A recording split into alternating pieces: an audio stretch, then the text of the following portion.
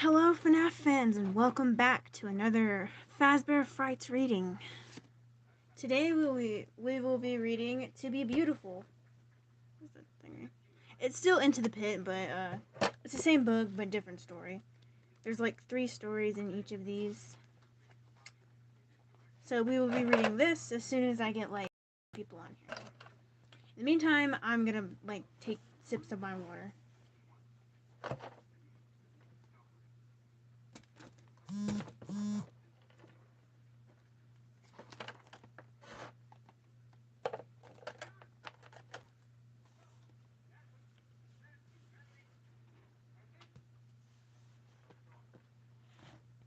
Oh no.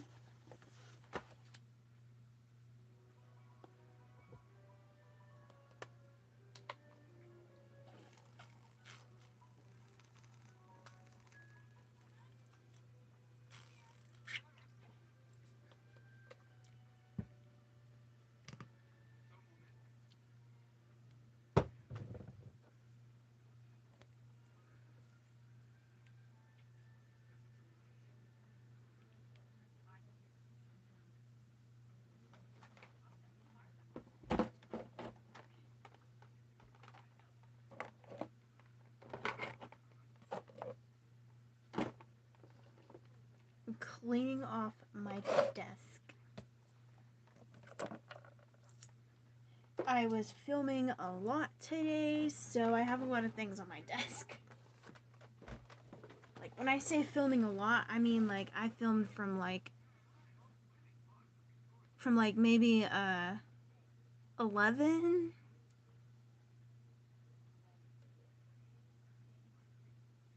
Awesome. Oh, I'm just waiting until people show up. I'm gonna take a sip of my water. It's already almost gone, by the way. I just filled this up.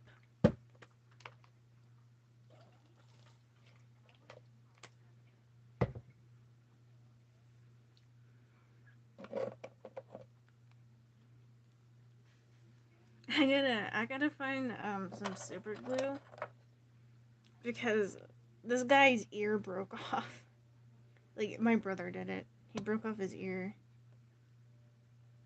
Makes his forehead look even bigger. Look at this dude. Yeah, I gotta fix his ear. It's like he's not going to be this guy any longer though. He's gonna be changed. He will be changed. He'll have a new identity. So chill over there.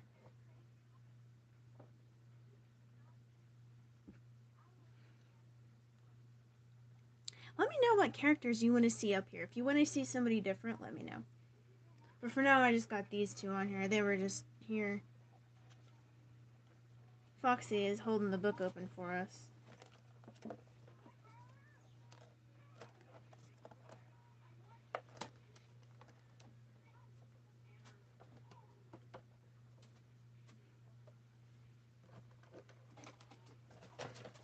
No. Stop trying to do the splits. Oh, he's doing the splits now.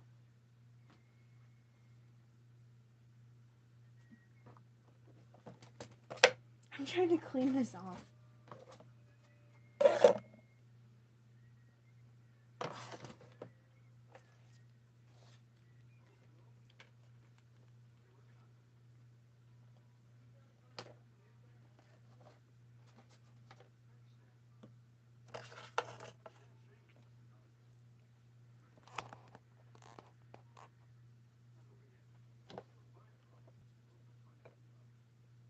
Oh my gosh, I have wires everywhere. Bro, move out of the way. Okay, there we go. Cleaned off as it's gonna get.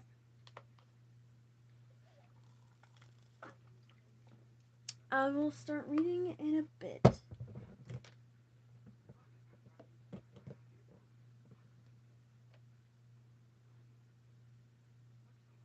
Where's my sticky note?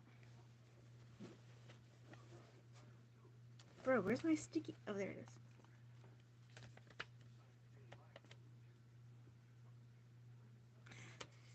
I'm gonna put this right here. I'll be right back.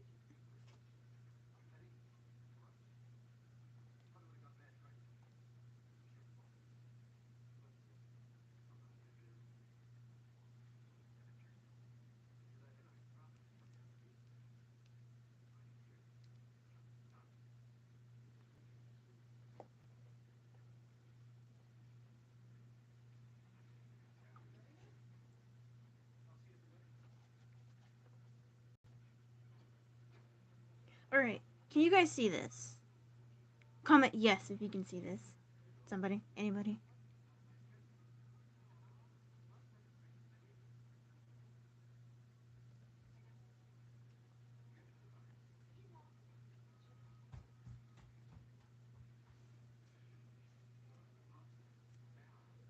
Okay, good. I'll be right back. It'll take me like a few moments. Don't go nowhere. I gotta refill my water and everything.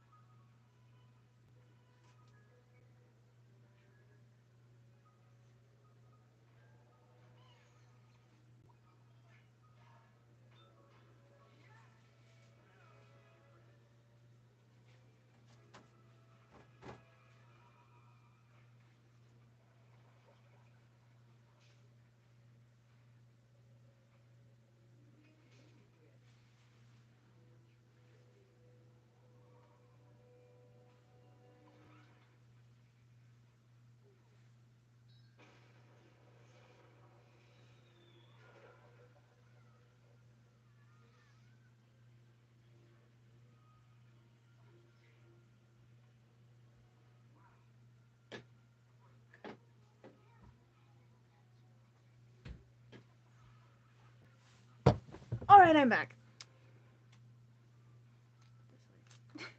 You guys like my sign? You like the sign? I had to get a few snacks. Like, dude, whenever I'm sitting here for like a good hour or two, I get hungry. And for food.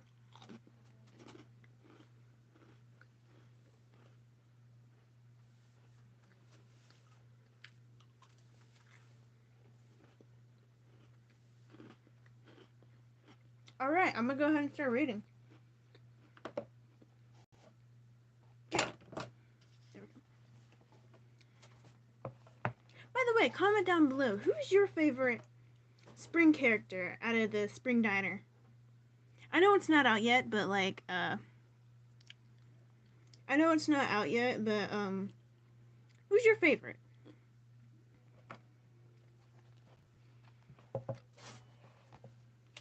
Alright. Today we're reading To Be Beautiful.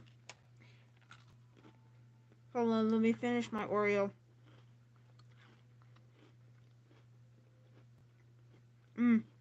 Oreo.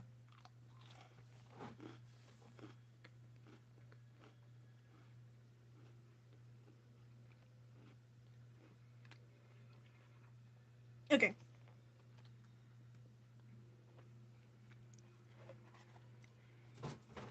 Okay, so this is the second book in Into the Pit. It's called To Be Beautiful. For some reason, there's like 3 little stories in all of these, but whatever. Now, To Be Beautiful. We're gonna start.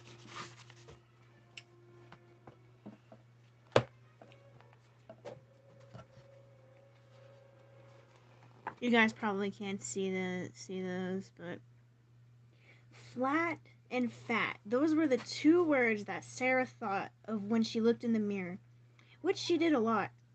How could somebody with such a curved belly be as flat as an ironing board everywhere else? Other girls could describe their shapes as being an hourglass or a pear. Shara was shaped like a potato. I kid you not, it says potato. It says potato.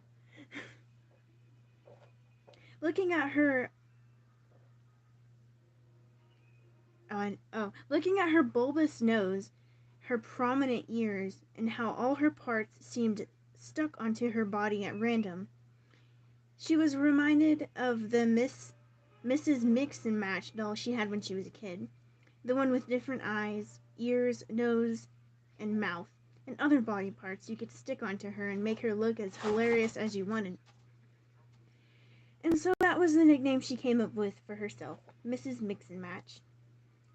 But at least Mrs. Mix and Match had a Mr. Mix and Match. Unlike the other girls at school, whom she called the Beautifuls, Sarah didn't have a boyfriend or any perspective of one. Sure, there was one boy she looked at, dreamed of, but she knew he wasn't looking at or dreaming of her. She guessed that she, like Mrs. Mix and Match, in her single days, would just have to wait around until someone equally unfortunate looking guy came along. But in the meantime, she needed to finish getting ready for school. Still looking at her worst enemy, the mirror, she applied some mascara and pink tinted lip balm. For her birthday, her mom had finally given her permission to wear a little light makeup. She gave her dull, mousy brown hair a thorough brushing. She sighed. It was good as it was going to get, and it wasn't good. Poor girl.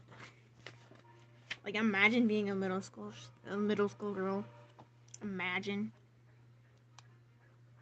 I'm assuming she's in middle school. She sounds like she's in middle school. Alright. The walls of Sarah's room were decorated with photos of models and pop stars she had cut out of magazines. Their eyes were smoky. Their lips were full. Their legs long. They were slender, curvy, and confident. Young but womanly, and their perfect bodies were wearing clothes Sarah couldn't even dream of affording. Sometimes,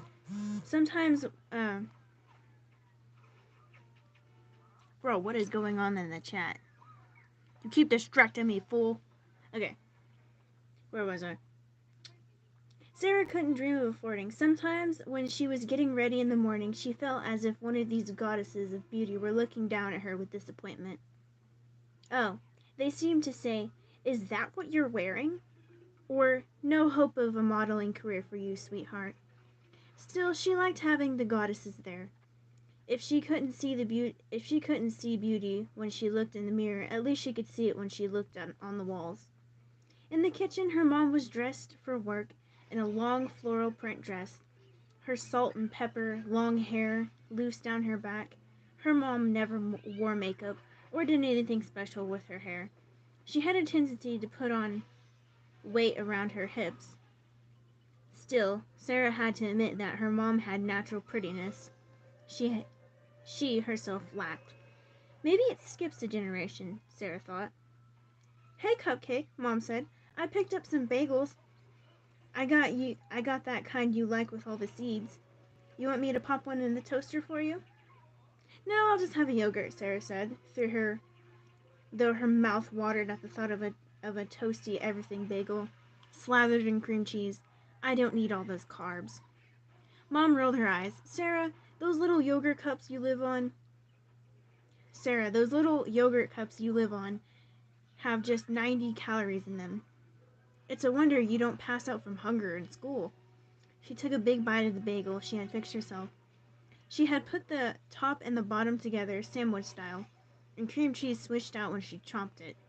"Besides," Mom said, her mouth full, "you're much too young to be worried about carbs." "And you're much too old not to be worried about them," Sarah wanted to say, but she stopped herself.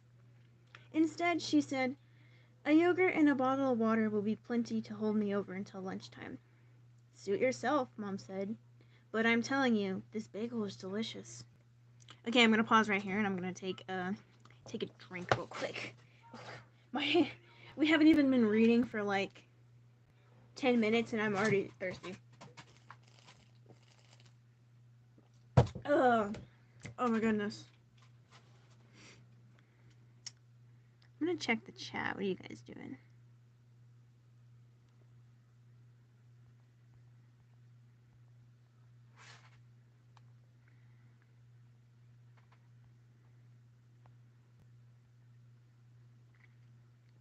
Oh, you guys like Spring Bonnie. Okay. Spring Bonnie. Guys, this has 4 views and 1 like. Go like this video. Shame. Shame, shame. You gotta like the video for more content.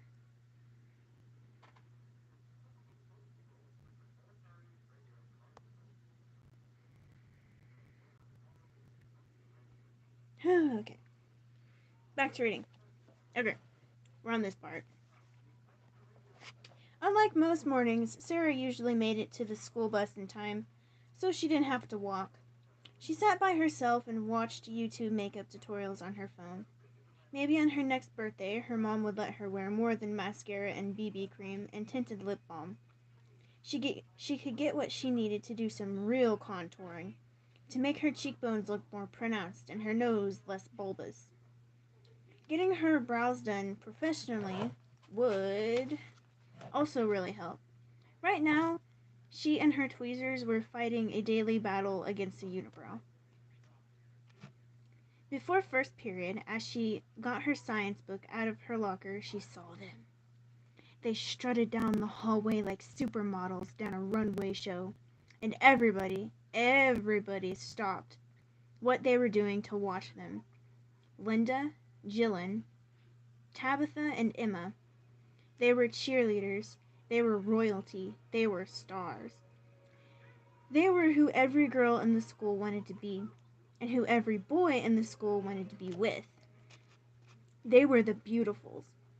Each girl had their own particular brand of beauty. Linda had blonde hair and blue eyes, and a rosy complexion, while Jillian had fiery red hair and cat-like green eyes. Tabitha was dark, with chocolate brown eyes and lustrous black hair. I don't know if I said that right. And Emma had chestnut hair and enormous doe-like brown eyes. All the girls had long hair, the better to flip luxuriously over their shoulders, and were slender but with enough curves to fit out their clothes in the bust and the hips. And their clothes were as beautiful as they were, all bought at high-end stores in big cities they visited on their vacations. Today they were all wearing black and white. A short black dress with a white collar and cuffs for Linda, a white shirt and with a black and white polka dot mini skirt for Jillian, and a black and white striped. What are they, penguins? A voice cut off Sarah's admiring thoughts. Huh? Sarah turned around to see Abby, her best friend since kindergarten, standing beside her. She was wearing some kind of hideous poncho and a long, loose, floral pink skirt. She looked like she could be running a fortune-telling booth at the carnival. I said they look like penguins, Abby said. Let's hope they aren't hungry sea lions around. She made a loud barking sound and then laughed. You're crazy, Sarah said. I think they look perfect. You always do, Abby said. She was hugging her social studies book against her chest, and I have a theory about why. You have a theory about everything, Sarah said. It was true. Abby wanted to be a scientist, and all those theories would probably come in handy one day when she was working on her PhD. I forgot what that is. You know how we used to play Barbies when we were little? Abby asked. When they were little, Sarah and Abby had each pink carrying cases filled with Barbies and their various clothes and accessories. They had taken turns carrying out their cases to each other's houses and played for hours, stopping only for a juice box and a graham cracker breaks. Life had been so easy back then. Yeah, Sarah said. It was funny. Abby hadn't changed much since those days. She still wore her hair in the same braids, still wore gold-framed wide glasses. The braces on her teeth and a few inches of height were the only differences. Still, when Sarah looked at Abby, she could at least see that the opportunity for beauty was there. Abby had a flawless coffee with cream complexion and startling hazel eyes between those glasses of hers. She took dance classes after school and had a slender body. Even if she hid it under hideous ponchos and other baggy clothes, Sarah had no beauty. It tormented her. Abby had beauty, but didn't care enough to notice. My theory, Abby said, getting animated the way she did when she was lecturing, is that you used to love to play with Barbies. But now that you're too old for them, you need a Barbie substitute. Those empty-headed fashionistas are your Barbie substitute. That's why you want to play with them. Play? Sometimes it was like Abby was still a little kid. I don't want to play with them, Sarah said, though she wasn't sure this was exactly true. I'm too old to want to play with anybody. I just admire them, is all. Abby rolled her eyes. Is there What is there to admire? The fact that they match their eyeshadows to their outfits? If you'll excuse me, I think I'll go on admiring Marie Curie and Rosa Parks. Sarah smiled. Abby has always been such a nerd. A lovable nerd, but still a nerd. Well, if you've ever had any interest in fashion, remember how you used to treat your Barbies? Abby grinned back. Well, there was one I shaved bald, and then there was one with the hair that I colored green with a magic marker, so she looked like some kind of crazy supervillain. She wiggled her eyebrows. Mm. Now, if those teen queens would let me play with them that way, I might be interested. Sarah laughed. You're the one who's a supervillain. Nope, Abby said. Just a smart aleck.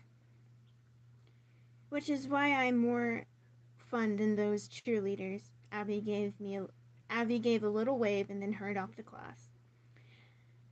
Okay, I'm gonna take another drink of my water.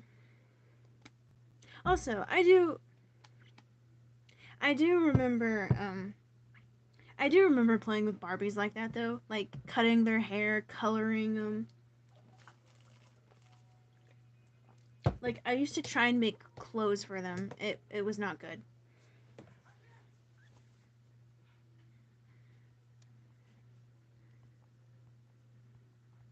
Bro, who is that? Stop commenting. You're about to get banned.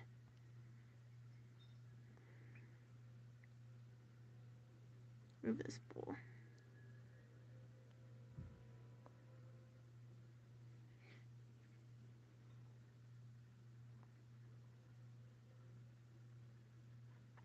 Okay. Oh, let me take a bite of my chip. Oh no. I got some bugles. Mmm.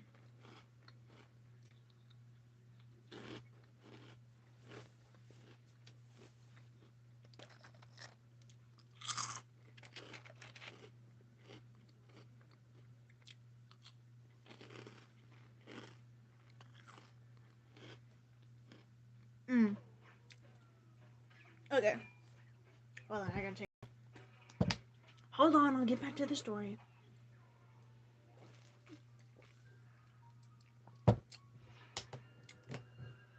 Okay.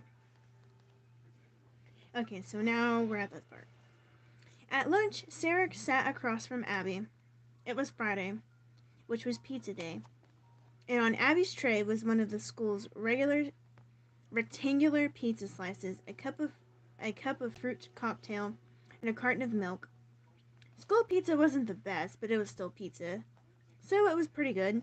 Too many carbs though. Sarah had hit the salad bar instead and gotten a green salad with low-fat vinaigrette dressing.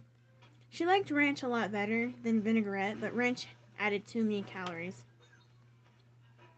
The other kids at the table were the nerds who hurried through their lunch so they could play card games until the bell rang. Sarah knew the Beautifuls called it the loser table. Sarah stabbed at her lettuce with her dull plastic fork. "What would you do," she asked Abby, "if you had $1,000,000? Abby grinned. "Oh, that's easy. First I'd—" "Wait," Sarah said, because she knew the kind of thing Abby was going to say. "You're not allowed to say you'd give it to the Humane Society or the homeless or whatever. The money's just to spend on yourself." Abby smiled. "Since it's imaginary money, I don't have to feel guilty." "That's right," Sarah said, crunching on a baby carrot. "Okay." Abby took a bite of pizza and chewed thoughtfully. "Well, in that case, I'd use it to travel. Paris first, I think, with my mom and dad and brother. We'd stay in a fancy hotel and go to the Eiffel Tower and the Louvre and eat at the best restaurants and stuff ourselves with pastry and drink coffee at fancy cafes and people watch. What would you do?" Sarah pushed her salad around on her plate.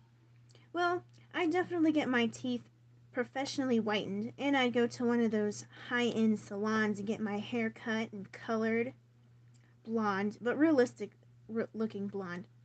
I'd get skin treatments and a makeover with really good makeup, not the cheap drugstore kind. And I'd get a nose job, and there are other cosmetic procedures I'd like to have. But I don't think they'll do them on a kid." "And they shouldn't," Abby said. She looked shocked, like Sarah had said something really bad. "Seriously, you'd put yourself through all that pain and suffering just to change the way you look?" "I had my tonsils taken out and it was horrible. I'll never have another operation if I can help it." She looked at Sarah intensely. "What's wrong with your nose anyway?" Sarah put her hand to her nose. "Isn't it obvious? It's huge." Abby laughed. "No, it's not. It's just a regular nose. A nice nose. And when you think about it, does anyone else really have a beautiful nose? Noses are kind of weird. I actually like animal noses better than people noses. My dog has a really cute nose." Sarah shot a glance over to the Beautifuls table. All of them had perfect tiny noses, adorable little buttons.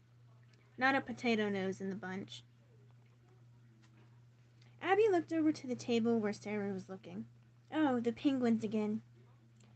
"Okay, so another thing about penguins is they may be cute, but they all look alike. So you're a person, and you should look like an individual." "Yeah, an ugly individual," Sarah said, pushing away her salad plate. "No, a nice-looking individual who worries too much about her appearance." Abby reached out and touched Sarah's forearm. "You've changed a lot within the past couple years, Sarah. We used to talk about books and movies and music. Now all you want to talk about is how you don't like the way you look. And about all the clothes and hairstyles and makeup you wish you could afford. And instead of having pictures on your wall of cute baby animals like you used to, you've got pictures of all those skinny models. I like the baby animals a lot better." Sarah felt anger rising like bile in her throat. How dare Abby judge her? Friends were supposed to be the people who didn't judge you. She stood up. "You're right, Abby," she said, loud enough so that other people at the table turned to look at her. "I've changed. I've grown up. And you haven't. I think about adult things, and you still buy stickers and watch cartoons and draw horses." Sarah was so angry that she marched off and left her tray on the table for somebody else to clean up. By the time school was over, Sarah had a plan. She wasn't going to sit at the loser table anymore because she wasn't going to be a loser. She was going to be as popular and as pretty as she possibly could be. It was amazing how quickly her plan fell into place. As soon as she was home, she dug in her dresser drawer where she kept her money. She had $20 of birthday money from her grandma and 10 left from her allowance. It was enough. At the beauty supply store was about 15-minute walk from her house. She could get there and back and do what she needed to do before her mom got home at 6. The store was brightly lit with row after row of beauty products. Brushes, curling irons, hair dryers, nail polish, makeup. She headed for the aisle labeled hair color. She didn't have to have $1,000,000 to become a blonde. She could do it for about $10 and just look like a million. She selected a box marked Purple Platinum, decorated with a picture of a smiling model with long, luminous, white gold hair. Beautiful. The woman at the checkout counter had obviously died.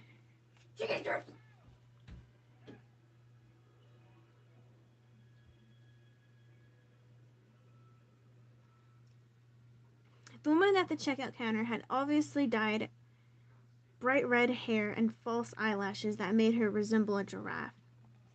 Now, if you want your hair to look like the picture, you'll have to bleach it first, she said. Bleach it? How? Sarah asked. Her mom used bleach and water to clean the floor sometimes. Surely this wasn't the same thing. You'll want to get the peroxide that's back on aisle 2, the cashier said. When Sarah returned with the plastic bottle, the woman looked at her with narrow eyes. Does your mama know you're about to color your hair, hon? Oh, sure, Sarah said, not making eye contact. She doesn't mind. She didn't know if her mom would mind or not. She guessed she would find out. Well, that's good then, she said, ringing up Sarah's purchases. Maybe she can help you. Make sure you get the color good on and even. At home, Sarah locked herself in the bathroom and read the directions from the box of hair color. They seemed simple enough. She put on the plastic gloves that came with the hair dye kit and draped a towel around her shoulders and worked the peroxide into her hair. She wasn't sure how long to leave the peroxide on, so she sat at the edge of the bathtub and waited, played a few games on her phone, and watched some YouTube makeup tutorials. First, her scalp started to itch, and then it started to burn. It burned as if someone had thrown a handful of lit matches onto her hair. She quickly typed into her phone how long to leave peroxide in hair. The answer appeared was no longer than 30 minutes. How long had she left it in? She jumped to her feet and grabbed the detachable shower head and turned the water on cold. Leaned her head over the tub and started spraying the frigid water. The frigid water soothed her fiery scalp. When she looked in the bathroom mirror, her hair was stark white, like she had become an old woman way before her time. The bathroom stank of bleach, making her nose run and her eyes water. She cracked the window and opened the bottle of hair color. It was some time to complete her transformation. She shook up the hair color ingredients in a squeeze bottle and squirted the mixture all over her hair and massaged it in. She set an alarm on her phone to go off in 25 minutes and settled to wait. By the time her mom got home, Sarah was going to look like a whole new person. Okay, hold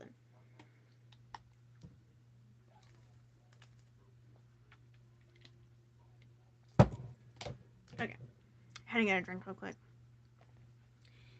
She played happily on her phone until the alarm buzzed, then rinsed off again with the detachable shower head. She didn't bother with the conditioner that came with the hair color kit because she was too anxious to see the results. When she toweled off her hair and stepped into the mirror to see her new hair, she screamed. She screamed so loud that the neighbor's dog started barking. Her hair was not platinum blonde, but sewage green. She thought of Abby when they were little, coloring her Barbie's hair with a green magic marker. Now she was that Barbie. How? How could she do something to make herself pretty and end up uglier than before? Why was life so unfair?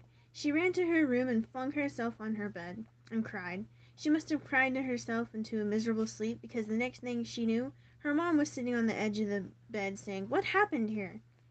Sarah looked up. She could see the shock in her mom's eyes. I was trying to color my hair. Sarah sobbed. I wanted to be blonde, but I'm I'm you're green. I can see that, Mom said.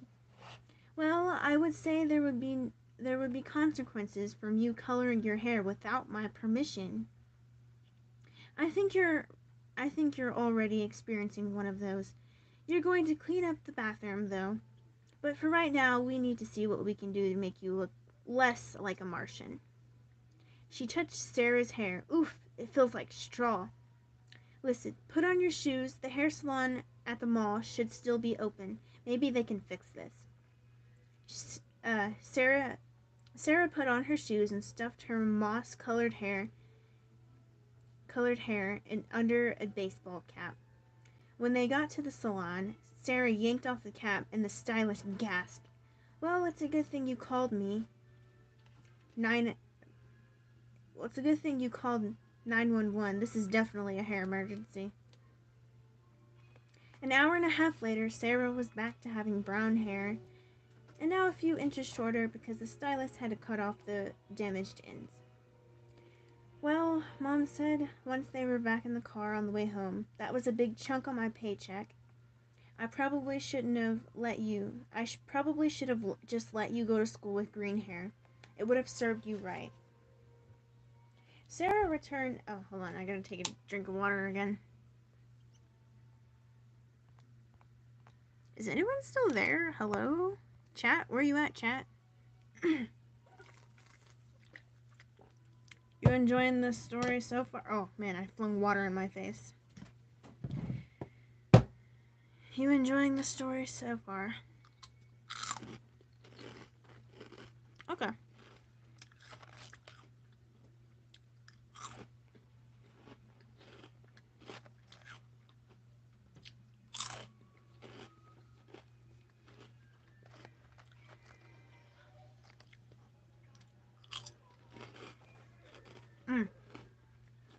Bugles.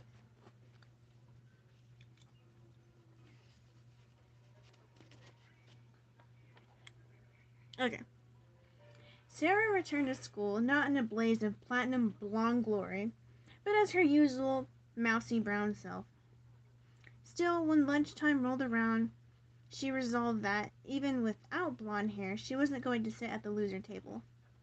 She served herself from the salad bar and then walked right past where Abby was sitting.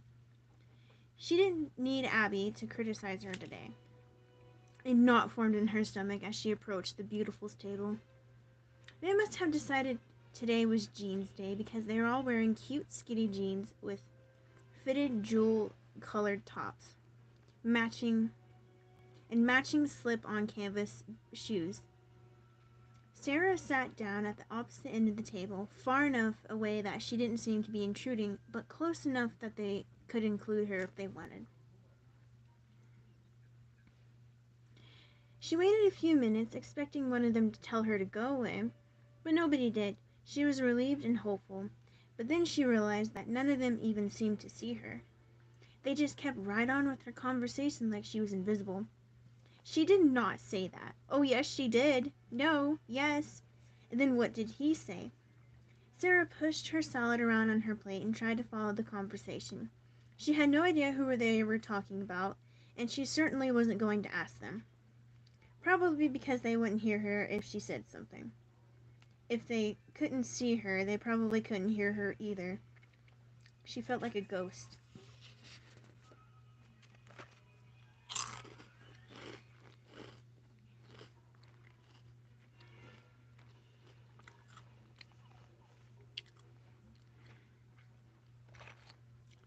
Oh, no, you're good. You're good. You didn't miss that much, but you're good. I promise you're fine. Spending time with your family is more important than watching my stream.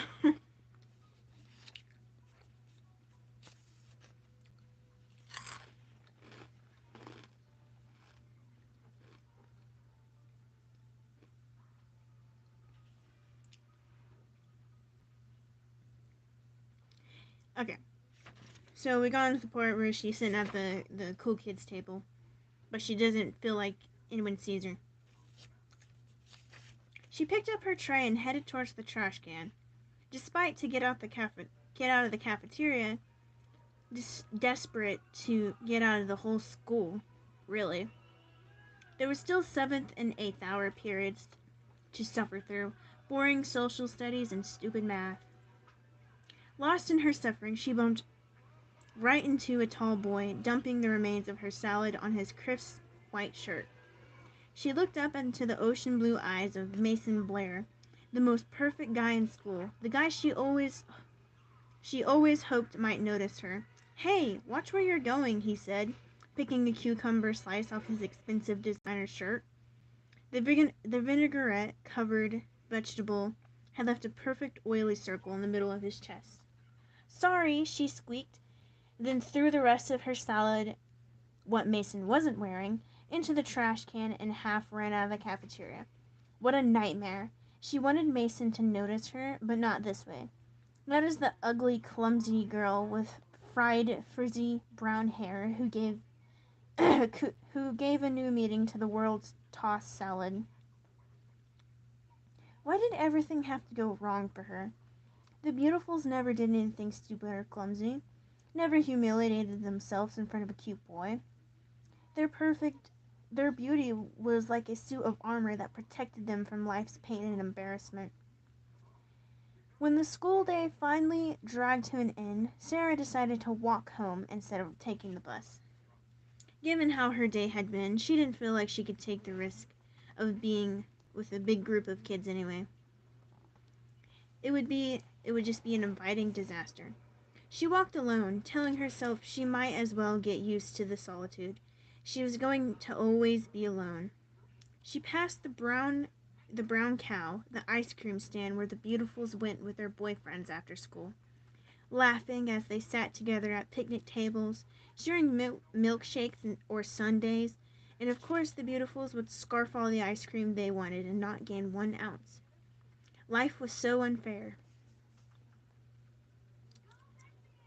To get to her house, Sarah had to walk past the wrecking yard. It was an ugly expanse of dirt filled with the destroyed corpses of cars. They were smashed in pickup trucks,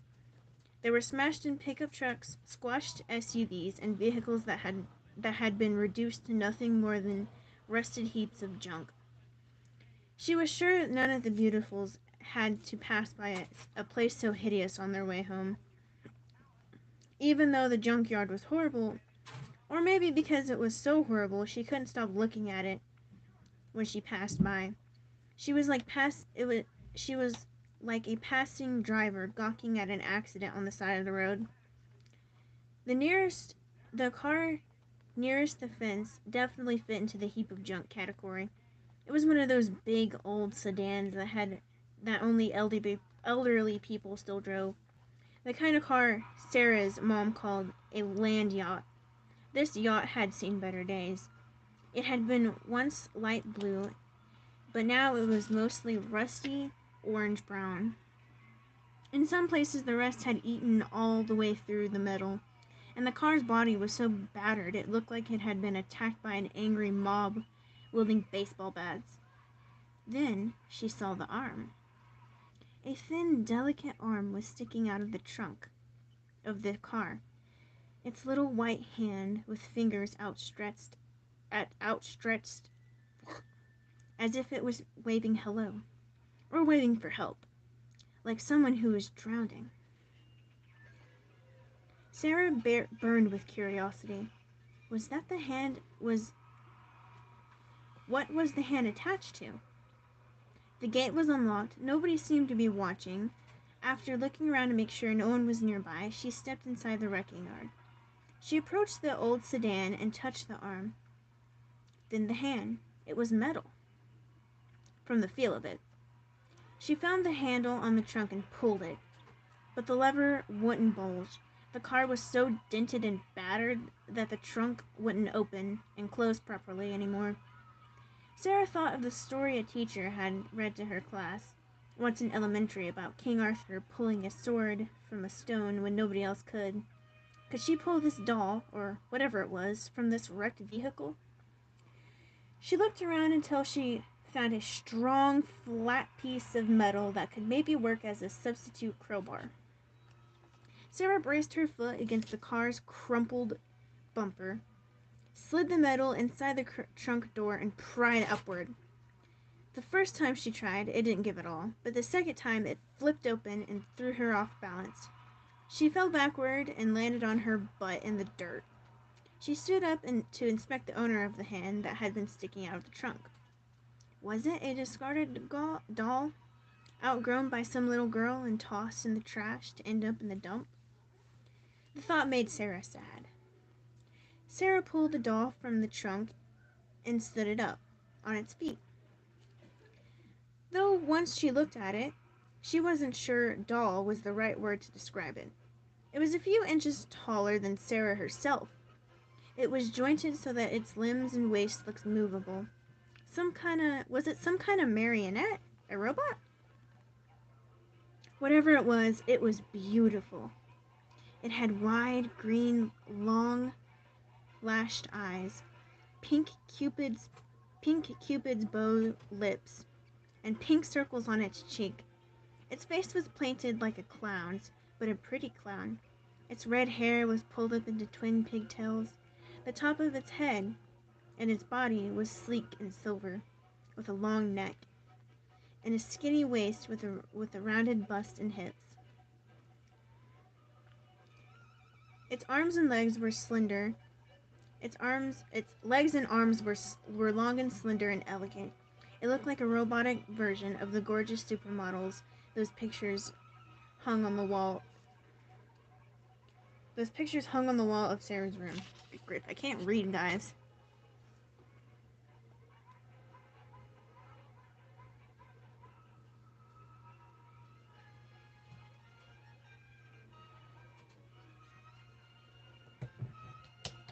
I feel like I'm going blind from reading this. I might just need to move over my lamp because it's like blinding me. Oh no, you're good. You don't have to watch this. Just something I'm doing.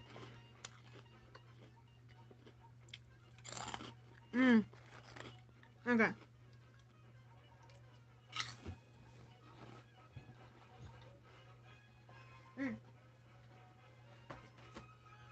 Hold on, I gotta get a blanket. Okay, I got a blanket. I'm kinda getting cold in here. I'm getting cold.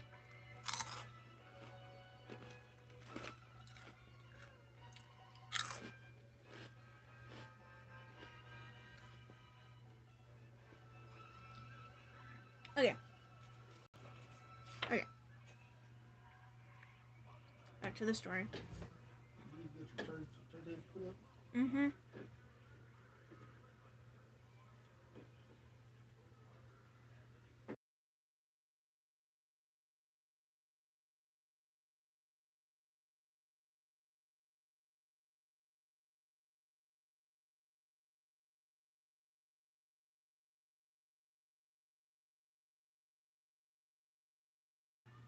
Okay, I'm back. Somebody came in my room. Okay. Hold on, let me eat one more cookie.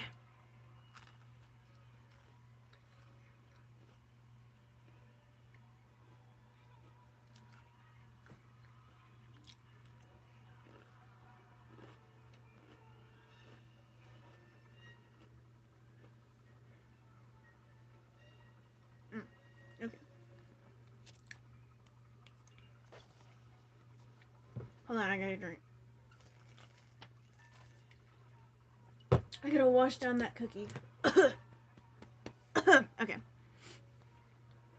Okay, back to the story.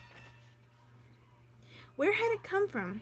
And why would someone want to get rid of such a beautiful, perfect object? Well, if whoever put this thing in the dump didn't want it, then Sarah did. She picked up the girl-shaped robot and found it surprisingly light. She carried it sideways, her arm around its delicate waist. At home in her room, Sarah sat the robot girl down on the floor. It was a little tarnished and dusty, as if it had been in the trash heap for a while. Sarah went to the kitchen and got a rag and a bottle of cleaner that was supposed to be safe for metal surfaces. She sprayed and wiped the front of the robot inch by inch, from head to toe. The shininess made it even more beautiful. As Sarah got behind the doll to clean the other side, she noticed an off and on switch on the back of its on at the small of its back. After she finished wiping it down, she turned the switch position to on. Nothing happened. Sarah turned away, slightly disappointed. The robot was still cool to have, though, even if she didn't do anything.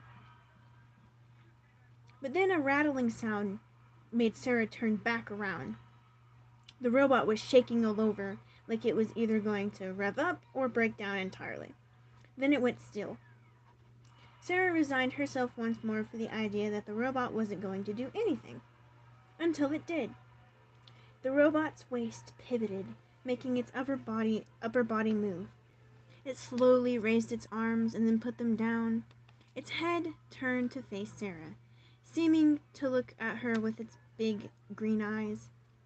"Hello, friend," it said in a slightly metallic-sounding version of a young girl's voice.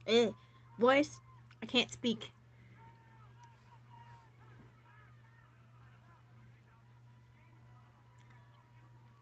Okay. Okay. "My name is Eleanor." Sarah knew the thing couldn't be talking to her personally, but it felt like it was. "Hi," she whispered, feeling a little silly for entering into a conversation with an inanimate object. "I'm Sarah." "Nice to meet you, Sarah," the girl robot said. Whoa.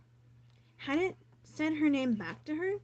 It must be a pretty sophisticated built-in computer or something, Sarah thought. It was the kind of thing her brother might know about. He was in college majoring in computer science. The robot took a few surprisingly smooth steps towards Sarah.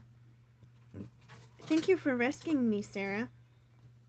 "Oh, thank you for rescuing me and cleaning me up, Sarah," Eleanor, the robot said. "I feel as good as new." She had a pretty feminine twirl, her short skirt billowing. Sarah's mouth was hanging open. Was this thing capable of actual conversation, of actual thought? You're welcome," she said. "Now," Eleanor said, placing her cold, hard little hand on Sarah's cheek, "tell me what I can do for you, Sarah." Sarah stared at the robot's blankly face. "What do you mean? You did something nice for me. Now I must do something nice for you." Eleanor cocked her head like an adorable little puppy. "What do you want, Sarah?" "I want to make your wishes come true." Nothing really," Sarah said. It wasn't the truth, but really, what could this robot do? What could this robot do to make her wishes come true? "Everybody wants something," Eleanor said, brushing Sarah's hair away from her face. "What do you want, Sarah?" Sarah took a deep breath, and she looked at the images of the models and actresses and pop stars on her walls. She might as well say it. Eleanor was a robot. She wouldn't judge her. "I want," she whispered, feeling embarrassed. "I want to be beautiful." Eleanor clapped her hands. "To be beautiful? What a wonderful wish." "But it's a large wish, Sarah, and I am petite. Give me 24 hours and I'll have a plan to start making this wish come true." "Okay, sure," Sarah said, but she didn't believe for 1 minute that this robot had the ability to transform her looks. She couldn't even quite believe that she was having a real conversation with it. Okay, so I'll stop right there, and then I'll take a drink of water. I need some aqua.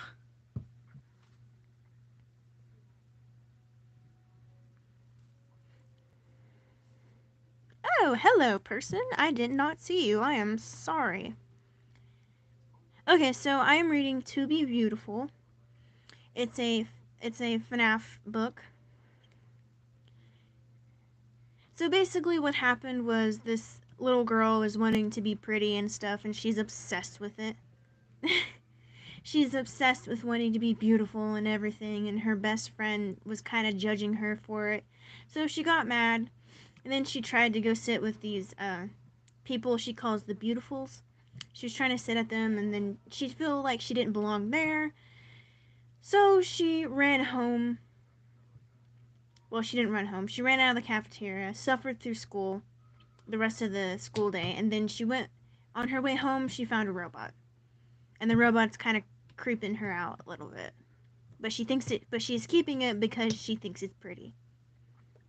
Like, this girl has like major like insecurities and like constantly wants to be perfect. The little girl's name is Sarah, by the way. Sarah.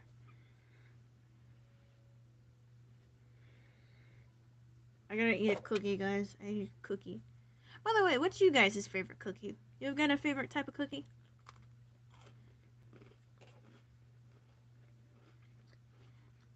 Me personally, I like any kind.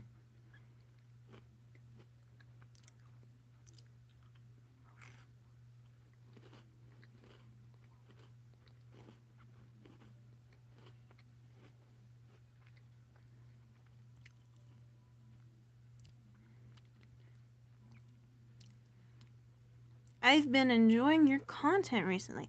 Thank you. Ooh, I like any kind of cookie too. I like Oreos. Have you guys tried that Oreo mug cake where you like take 4 Oreos and then you smash them, and I can't remember the rest. I know it's like flour, baking powder. I've been getting into art and stuff, and that's how I found you. Oh, I've been an artist. I've been in art since I was in middle school. So I had 3 years of middle school, 4 years of high school. 7 years. I'm old. Oh, my lid is on. I'll have to start posting more art stuff. Also, I'll take this time to say, if you guys haven't watched my playthrough of FNAF Security Breach, please go watch it. Give it a like. If I get 10 likes, I will do a part... Hold on. I'll do a part 2.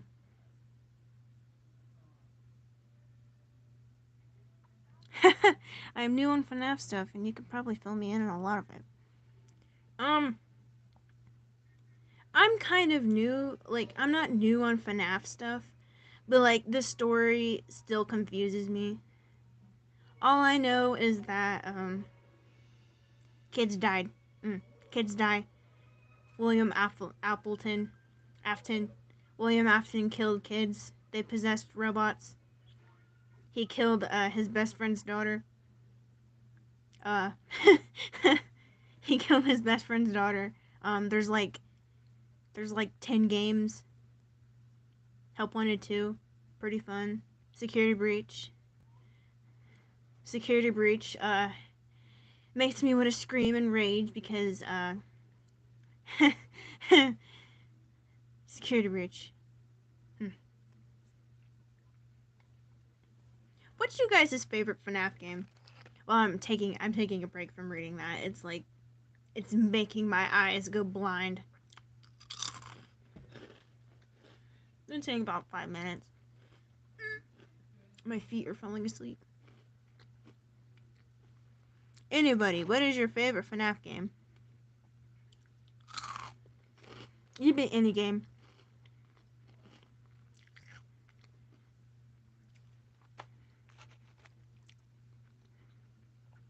Security Breach, the only game I understand.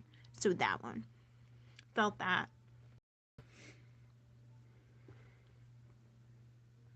My personal favorite, I like FNAF 2. Like, I just like the animatronics, the characters, their designs are so cool looking. That's my favorite. And the gameplay, spooky. I played it in VR. I almost, like, wet myself.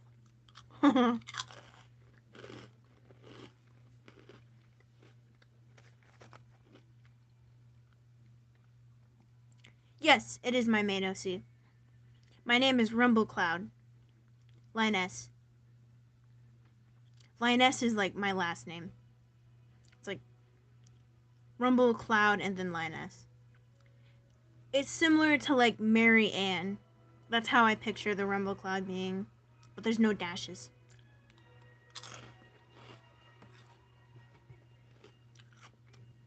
Yeah. Rumble Cloud Lioness. She is a gray lion. Yeah, you absolutely should. I encourage creativity out of all people. Also, I can get out my OC that I made. Where is she? There you are. Here's the figure I made of her. This is Rumble Cloud, the figure.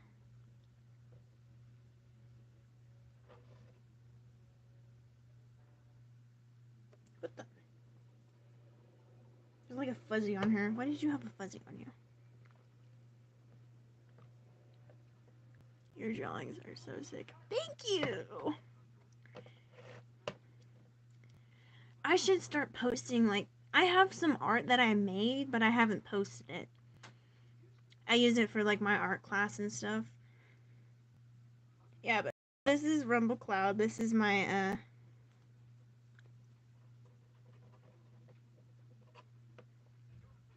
Oh! This is a custom. I painted this.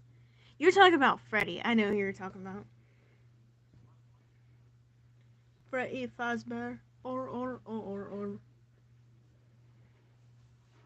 Okay. I'm gonna get back to reading. That's what the stream is about. I usually take breaks whenever I get to, like, indentions like this. Okay, so.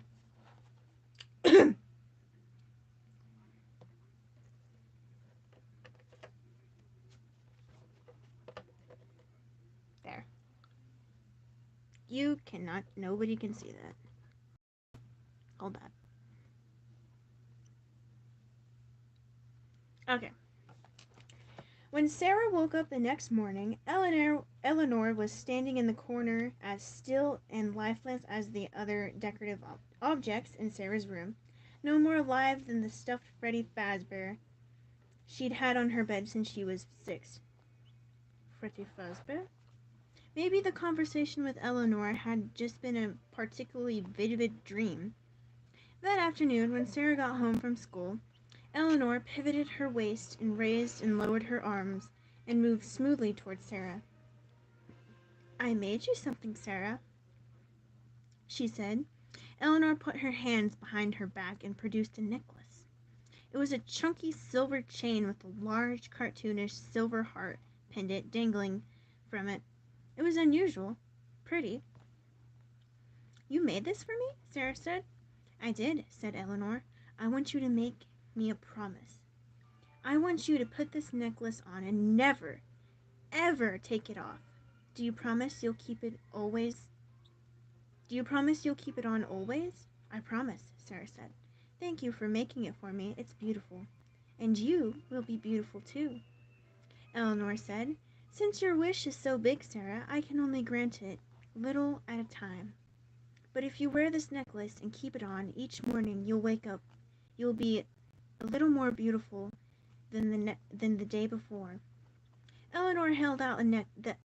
Sarah took it. "Okay, thanks," Sarah said, not believing Eleanor for 1 minute. She put on the necklace anyway because it was pretty. "It looks good on you," Eleanor said. Now, for the necklace to work, you have to let me sing you to sleep." "Like now?" Sarah asked. Eleanor nodded. "It's early, though. My mom isn't even home from work yet. For the necklace to work, you have to let me sing you to sleep," Eleanor repeated. "I guess I could take a little nap," Sarah said, not entirely sure that she wasn't already asleep and dreaming. "Get into bed," Eleanor said, moving in her smooth stroll to the side of Sarah's bed. Even though she was a robot, everything about Eleanor was so feminine and lovely. Sarah pulled back the covers and got into bed. Eleanor sat on the edge of the bed and stroked Sarah's hair with her cold little hand. She sang, I can't sing. "Go to sleep, go to sleep, go to sleep, my sweet Sarah. When you wake, all your dreams will come true." So unoriginal. It doesn't even rhyme. Okay. Before Eleanor sang the last note, Sarah was asleep. Sarah was usually groggy and grumpy in the morning, but this morning she woke up feeling great. Eleanor, she had noticed, was standing still in the corner of her room in her inanimate pose. Somehow, Eleanor being there made Sarah feel safe, as if Eleanor were standing guard. Maybe Eleanor was just an inanimate object, Sarah thought as she sat up in her bed. But when she reached up and felt the silver pendant hanging just below her throat, as if the necklace was real. The talk she had with Eleanor must be real too. As she moved her hand away from the necklace, she noticed something else. Her arm. Both her arms, actually. They were slimmer and more toned somehow. And their skin, which was usually shallow, was healthy and glowing. The dry patches of skin she was prone to had disappeared. Both arms were soft and smooth to the touch. Even her usually chapped elbows were soft as kittens' noses. And her fingers, as she touched them, they felt different too. She stretched out her hands to inspect them. Once stubby fingers were long, elegant, and tapered. Her formerly short, nubby nails were now longer than her fingertips, shaped in perfect ovals. Amazing! They were also painted a gorgeous, soft pink. Each, nail had a perfect rose petal. Sarah ran to the mirror and gave herself a full inspection. Same mix and match face, nose, and body, but now with a perfect pair of arms and hands. Although she thought of Eleanor's words from last night. Each morning was a little more beautiful than the day before. Sarah was definitely more beautiful. This was the way it was going to work. That every morning a different part of her would be transformed. She darted to the corner where Eleanor was standing. "I love my new arms and hands. Thank you," she said, moving to the unmoved. "Wow, I didn't even have to yell at you to get out of bed this morning," Mom said. "What's going on?" Sarah shrugged. "I don't know. I woke up feeling good. I slept well, I guess." She poured some cornflakes in a bowl and drenched them with milk. "Well, you were already passed out when I got home. I thought about waking you for dinner, but you were out like a light," Mom said. She watched as Sarah shoveled in cereal. "You're eating real food too? Would you like the other half of this grapefruit?" "Sure, thanks," Sarah said. She reached for the grapefruit, but Mom grabbed her hand. "Hey, when did you let your nails grow out?" She knew she couldn't say last night. So she said, "Over the past couple of weeks, I guess."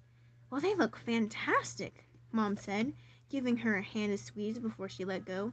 "Healthy, too. Have you been taking those vitamins I bought you?" Sarah hadn't been, but yes, anyway. "Good," her mom said, smiling. "It's definitely paying off."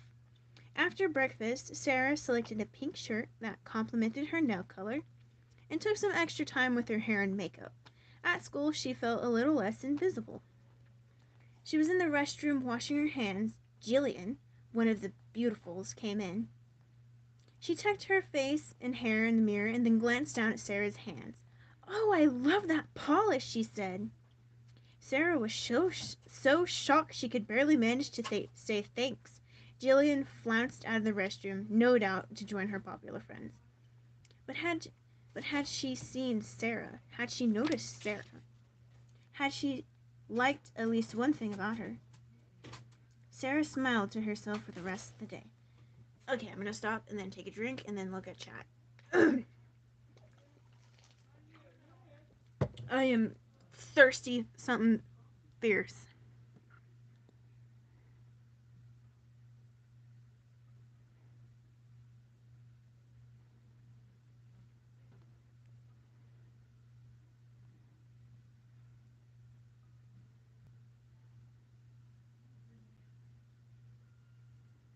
What's going on in chat? Hold on.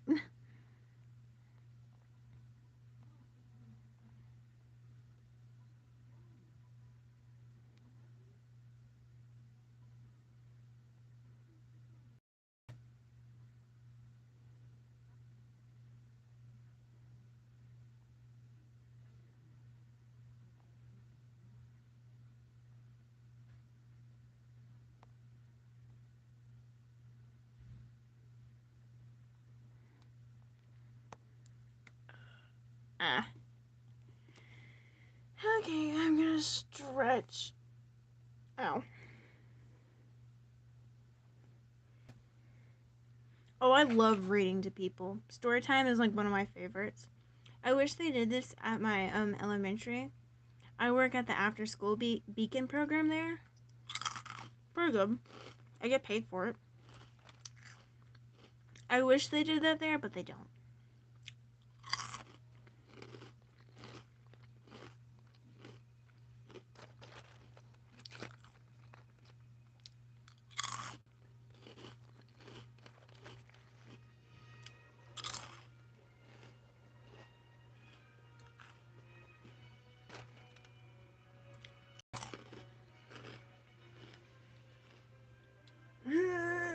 Okay.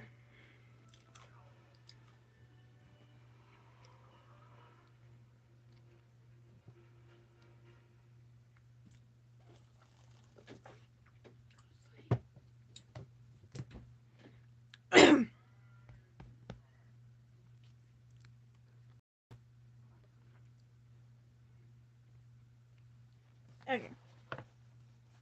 Eleanor was mostly nocturnal. When the last day of the winter daylight started to fade, she pivoted her waist and moved her arms up and down and sprang to life. "Hello, Sarah," she said in her tiny little voice. "Are you more beautiful today than you were yesterday, just like I promised?" "Yes," said Sarah. She couldn't remember ever feeling so grateful. "Thank you." Eleanor nodded her head. "Good. And are you a little happier today than you were yesterday?" "Yes," Sarah said. "Oh, wait. Yes, I am," said Sarah. Eleanor clapped her little hands together. "Good. That's what I want. To get and make you happy." Sarah still couldn't quite believe all this was happening. "That's really nice of you. But why?" "I told you why. You saved me, Sarah. You pulled me out of the tree, cleaned me up, and brought me back to life. And so now I know your wishes just like a fairy godmother." "Would you like that?" her voice said. Her voice, while metallic, also sounded kind. "Yes," said Sarah. "Who wouldn't like a fairy godmother?" "Good," Eleanor said. "Then never, ever take off that necklace. And and let me sing you to sleep. When you wake up, you'll be a little bit more beautiful than you are today." Sarah hesitated. She knew her mom had thought it was weird when she came home yesterday evening and found Sarah already asleep. If Sarah fell asleep early every night, her mom would worry that she was sick or something. Plus, there was the homework issue. If she stopped doing her homework, that too would arouse suspicion, both at home and school. "I'll let you sing me to sleep," she said. "But could it be in a few hours? I need to eat dinner with my mom and then do my homework." "If you must," Eleanor said, sounding a little disappointed. "But it is necessary that you let me put you to sleep as early as possible. It's important that you get your beauty rest." After a spaghetti dinner and an hour and a half of math and English, Sarah took a quick shower, brushed her teeth, and put on her nightgown. Then she approached Eleanor, who was standing still in her corner. "I'm ready," Sarah said. "Then get in bed like a good girl," Eleanor said. Sarah climbed.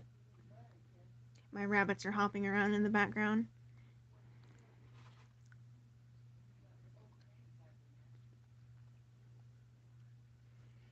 Okay. Okay, where was I? My rabbits were like, they have like sharp nails.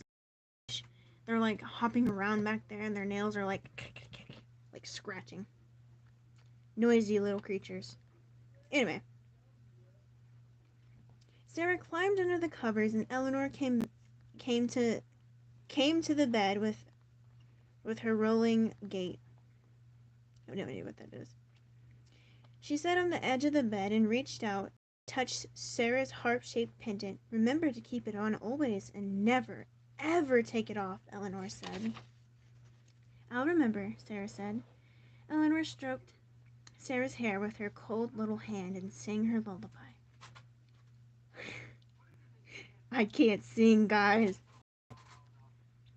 Go to sleep, go to sleep, go to sleep, my sweet Sarah. when you wake, when you wake, all your dreams will come true. Unoriginal. It doesn't rhyme. Once again, Sarah fell asleep before she knew what hit her. She woke up feeling refreshed. Then, when she stood up, she seemed to stand a little straighter, a little prouder, a little taller.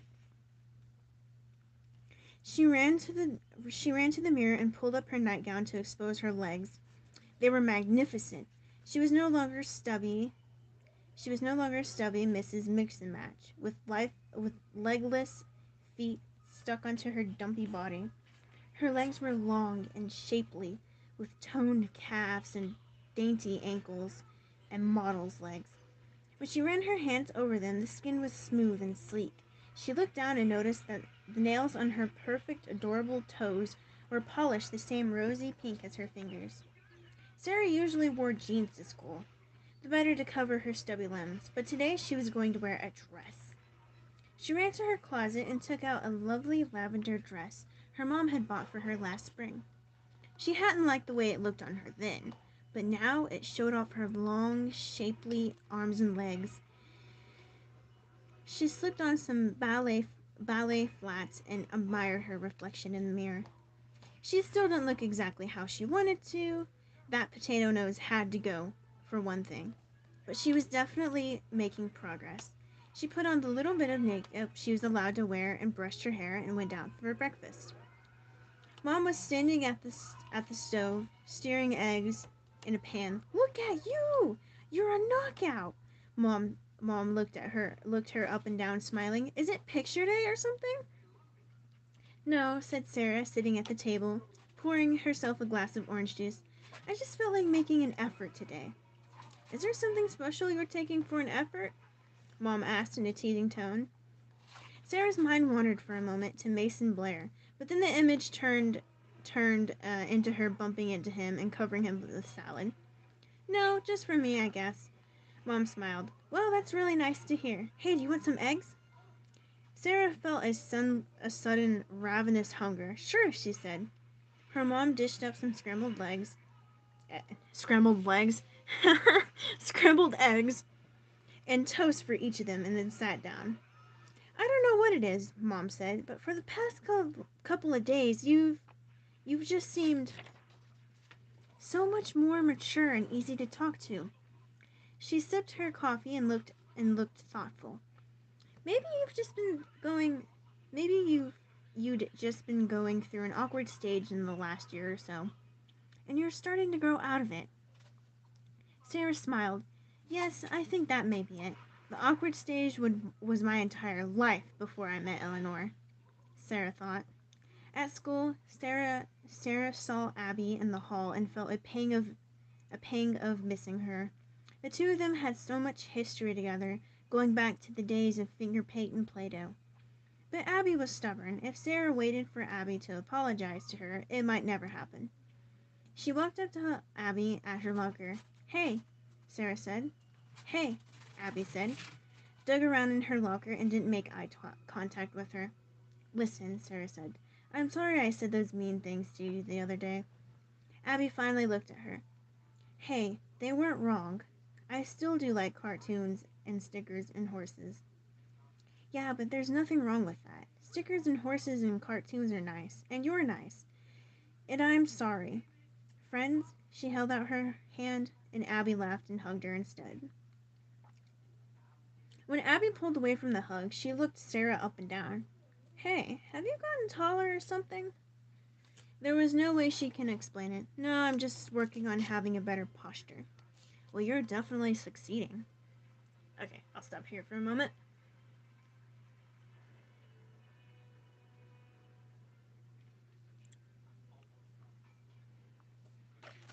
Hello, who is this? Nice profile picture.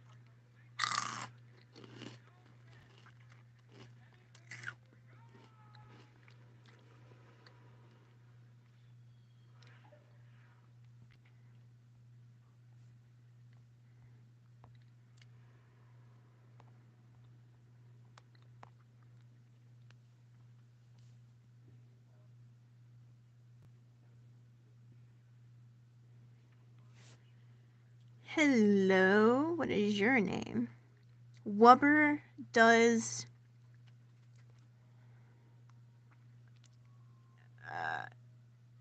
DC2?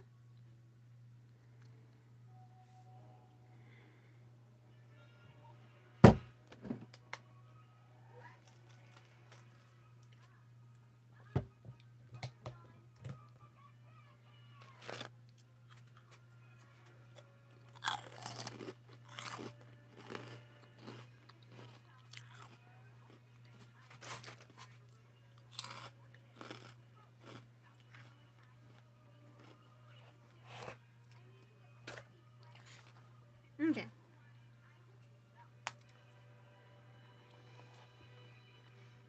Eleanor had put Sarah to sleep with her usual sweet song the night before.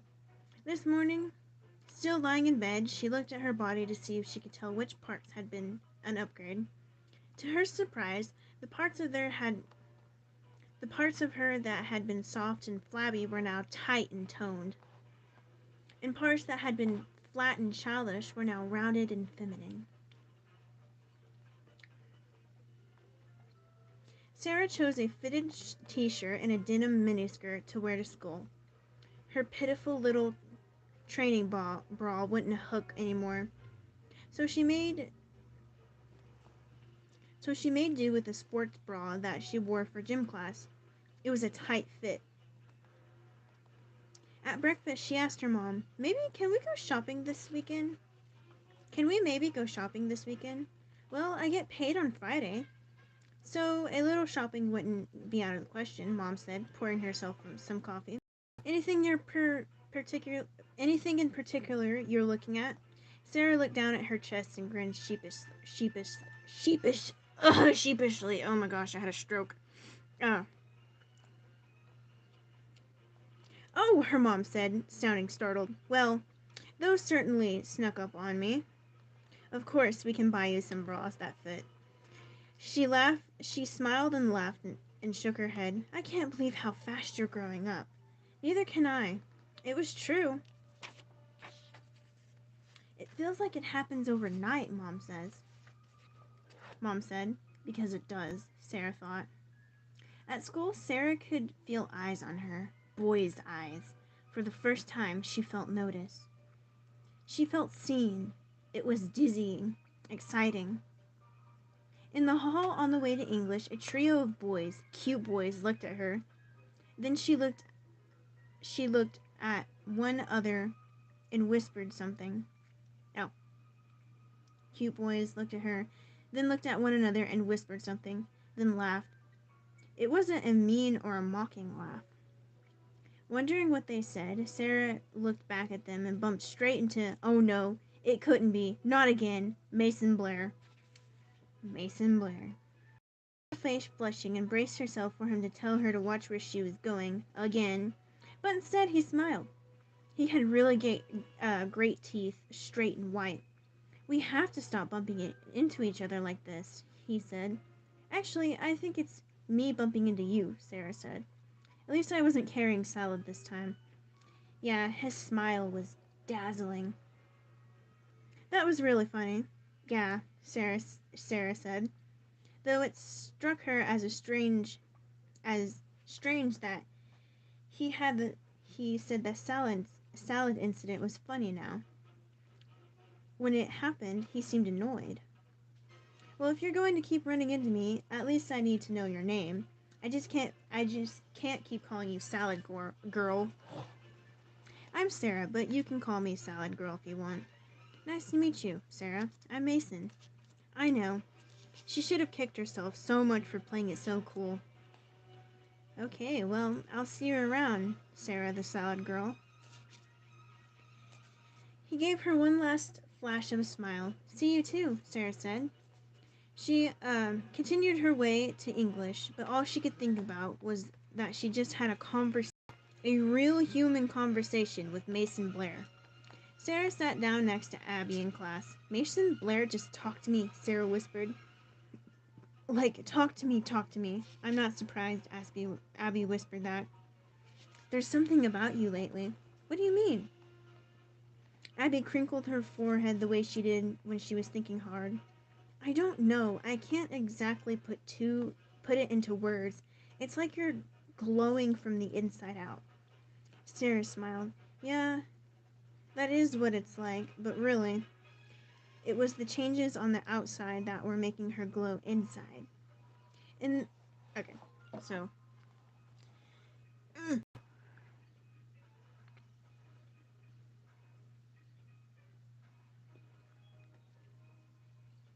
I'm checking the chat. I'm being nosy.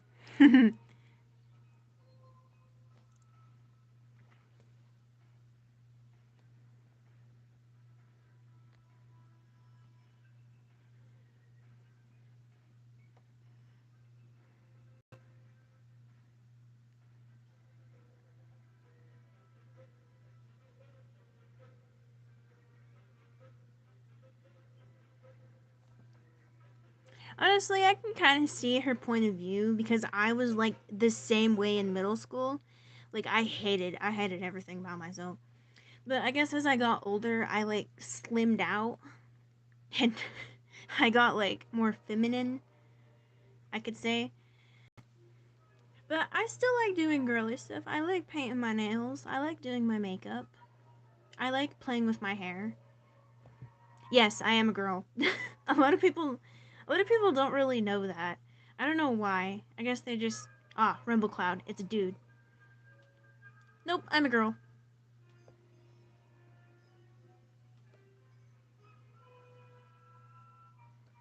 I never show my face on camera, that's why. The only thing people see of me are my hands. My tiny hands. My hands are so small. Like, this is the book compared to my hand. My hands are so small. Okay, I can't sit. I can barely sit on this anymore.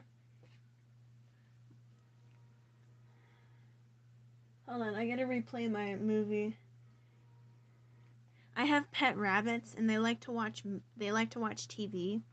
So I usually keep a movie going.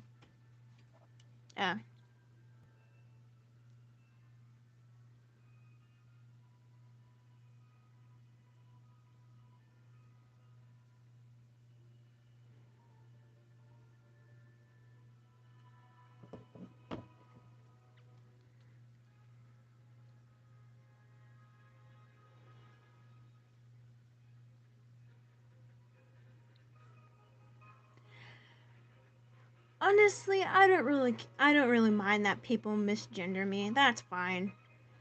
I mean, lioness is in my name, and a lioness is a female lion, but people still kind of just, it goes over their head, and that's fine.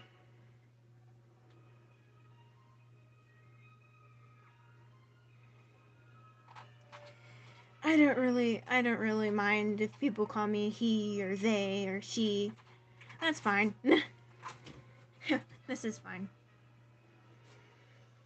I don't necessarily have pronouns, but I would prefer she, her, but they and he is also fine. I don't really care.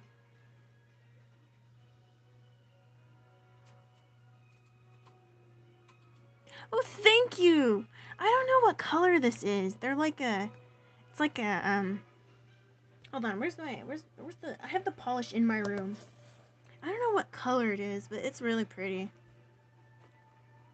I'm gonna have to paint my nails on stream one day.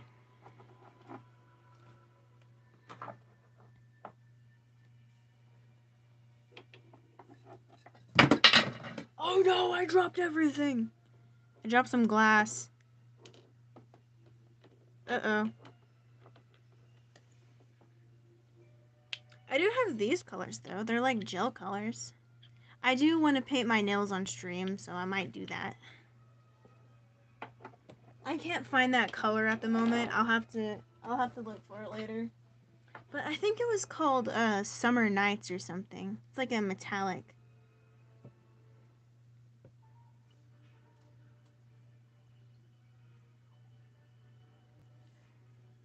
Meet who one day? I'm gonna meet her one day. Watch. Welcome to the club. Good luck. Moment. Just moment. How old are you, Linus? You can call. Actually, I don't even like. I have many people call me many things. They call me Rumble, Rumble Cloud, my whole name, Rumble Cloud Lioness, Miss Lioness. I am 18 years old. I'm so old. I'm so ancient. I feel old.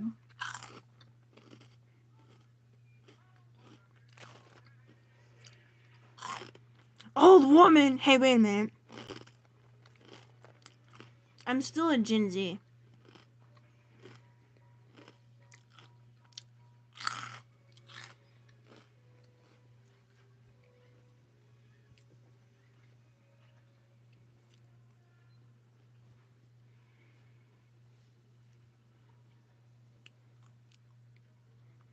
Huh, I'm 18. It means I can buy lottery tickets and change my name. I would change my name, but I wouldn't know anything to change it to, though. Like, what would I change it to?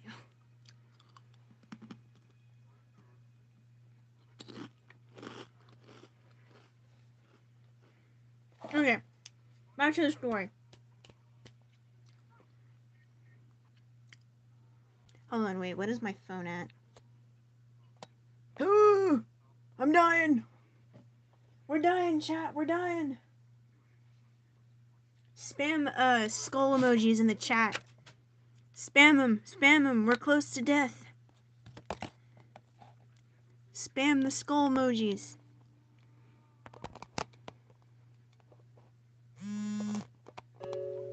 Yeah, yeah. This guy knows what I'm talking about. Wubber knows. Wubber knows what I'm talking about. Haha, that's even better. Why does that remind me of the Black Parade? Have you guys ever heard that song? It's by who sings that? When I was a young boy, my father took me into the city to see a marching band. Listen, everyone had that phase when they listened to emo goth music. I was one of them.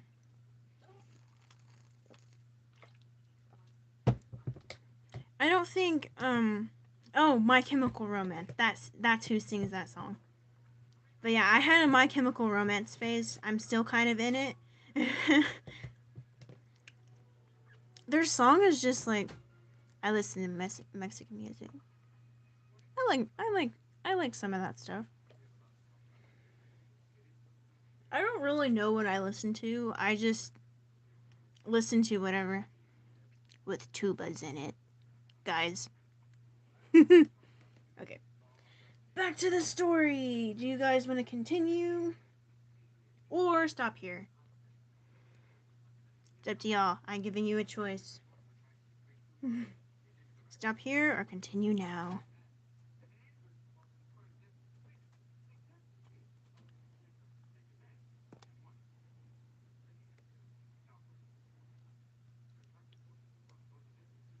I have played an instrument before. I used to play the piano. I still, well, whenever I see sheet music, I can read it, but not very good. But yeah, I used to play the piano. I don't know if that counts as an instrument, but I played a piano. And then at one point, I played a recorder in elementary school.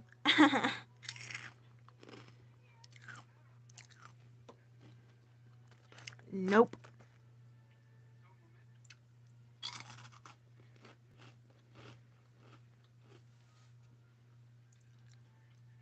Also, I will put this in for filler. If you guys haven't, hold on. I'm dying. I'm choking on a bugle. If you guys haven't watched my playthrough of FNAF Security Breach, go watch it and give it a like. If I get 10 likes, I will do a part 2. And if you guys are interested, tomorrow I have a trailer, not a trailer, but a series intro for my customs tomorrow. It's called the Spring Diner. The Spring Diner intro will premiere tomorrow. I spent the whole day animating it. Now, the Spring Diner is going to be a series where I have stop motion, and I'm using my customs. I'm using my customs in this series. If you guys want to go check them out, they will premiere tomorrow at 10 a.m. I feel like I'm doing a charity live stream. I've actually thought about it. A toy.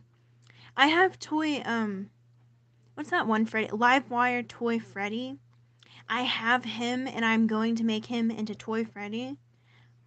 But I haven't got Chica or Bonnie. Toy Chica or Toy Bonnie. I'm waiting for my payday, guys.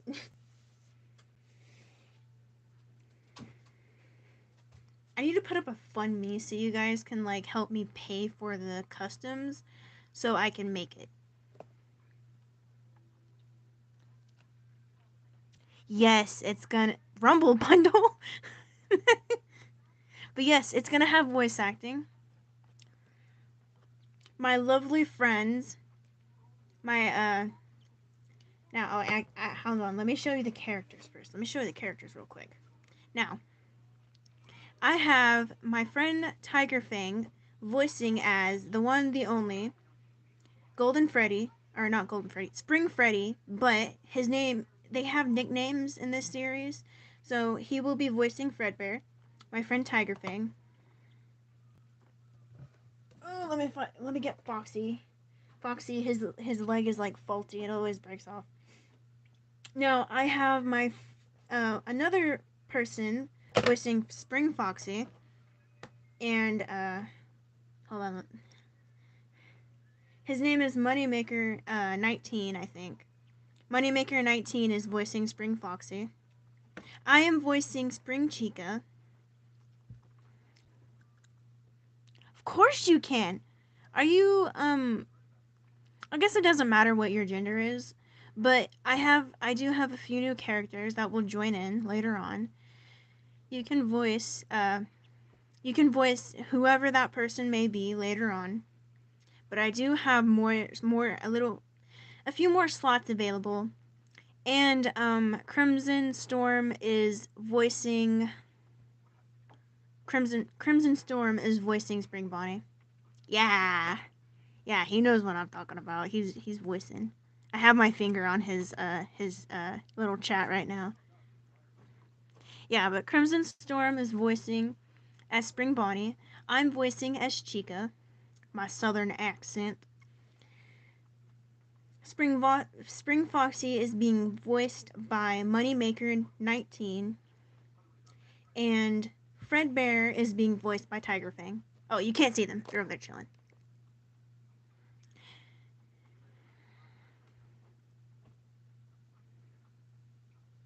Yes, this my little intro for this series. I love doing intros to series. It will premiere tomorrow, so if you want to go give it a watch and a like, I got you. I plan on finishing I have to make a set for this series first, like a play set. Not like a play set. Don't I have to make a set for it. I already have a stage for it, as you guys have seen my stage millions of times. I'm gonna have the stage in it, and then I'm gonna have a stage for it, and then I'm gonna have like a dining hall for it, like the main party room. But yeah, this series again is called The Spring Diner. So if you guys want to go check it out, it'll be up tomorrow. It's just the intro. I am planning on making a pilot first. A pilot, and then the series will start. I'm so excited to be working with these voice actors on it. I will be making a lot of stuff to go in this set. So yeah, alright, let's get back to the video. I just had to promote my stuff out there, you know.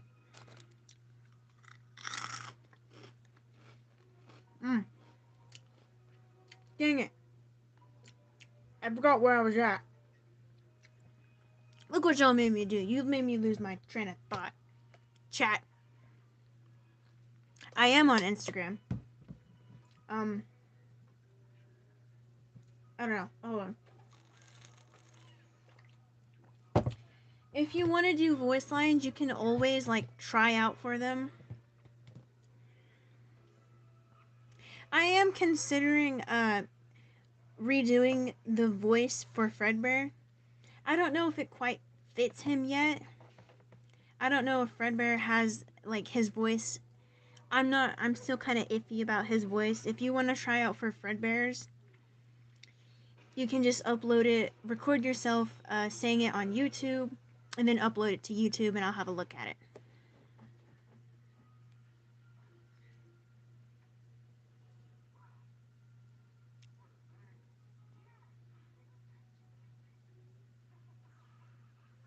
Yeah, but if you want to try out for Fredbear, you can. The voice actors still kind of aren't set in stone, but yeah. But there's only one voice actor that's not really set in stone, and it's him. I'm not sure if I like his voice or not, but I kind of like it. I kind of don't. It's iffy. He's a dear friend of mine. Not this guy, but the actor. The actor's a dear friend of mine, but I don't know if I like his voice with this guy or not. I'm still trying to decide. Yeah, you can do like a made-up line like Moneymaker did for Foxy. You should go check out Moneymaker's lines for Foxy. They're really good. Also, their voice lines are on the channel somewhere. Somewhere they're on the channel, and you can get a sneak peek of their voices. Who's you guys' favorite character out of the Spring Diner? I want to know. I'm curious. Alright, I'm going to go back to reading for a little bit. What time is it?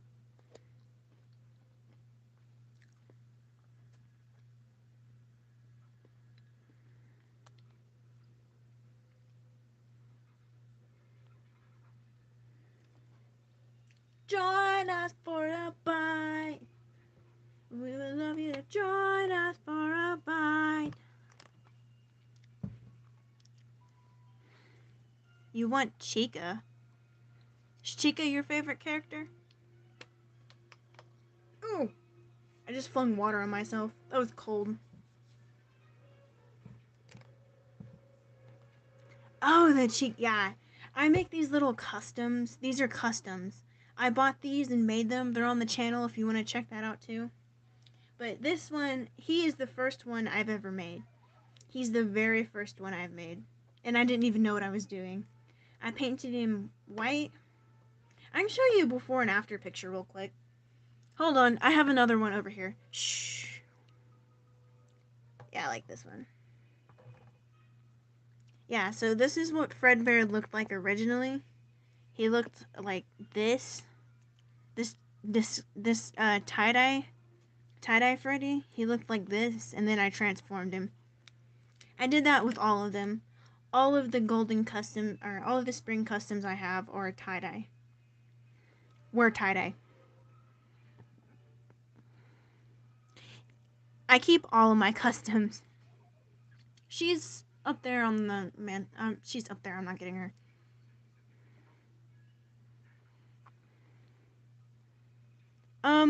Reading. That's what happened. If you want to recap where we're at right now, is this little girl named Sarah.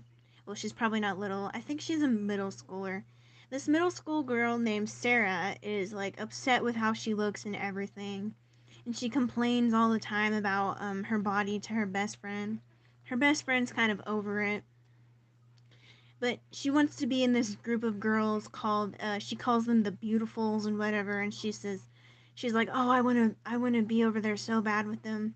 So she decides to try and sit at their table instead of at the loser table, and she gets embarrassed, and she goes to run out. She runs into a hot guy. She gets embarrassed. She eventually finds this doll on her way back home. The doll is Eleanor.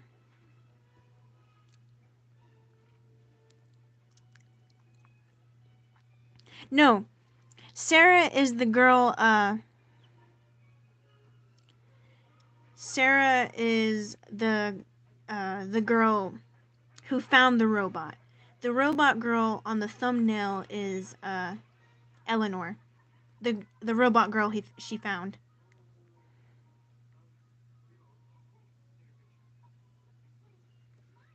Okay, so basically she finds this robot doll.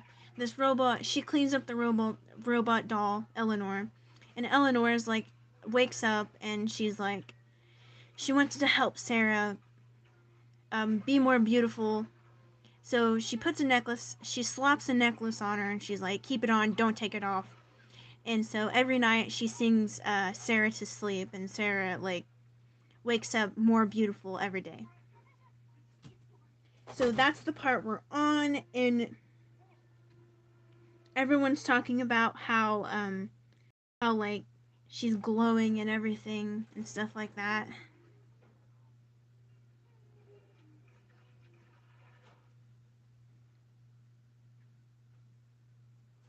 Okay. Going back. On the evening after Eleanor did her wake up movement, Sarah threw her arms around her. It felt strange to hug. Move out of my way, fool. You guys are... Oh, there goes Foxy. He was standing on one foot. Not anymore, he crashed. Okay, so it felt weird hugging something so hard and cold, and when Eleanor's arms encircled Sarah, she felt a flicker of what could have been fear. But she quickly pushed away the feeling. There was nothing to be afraid of. Eleanor was her friend. Eleanor, Sarah said, drawing back from the hug, I couldn't be much happier with my new body. It's perfect. Thank you so much. I'm glad, Eleanor said, cocking her head. All I want is for you to be happy, Sarah. Well, I'm loads happier than I was before I found you, Sarah said. Today it was like I could feel all these people seeing me, and they liked what they saw. The guy I've had a crush on for months even noticed me and That's wonderful, Eleanor said.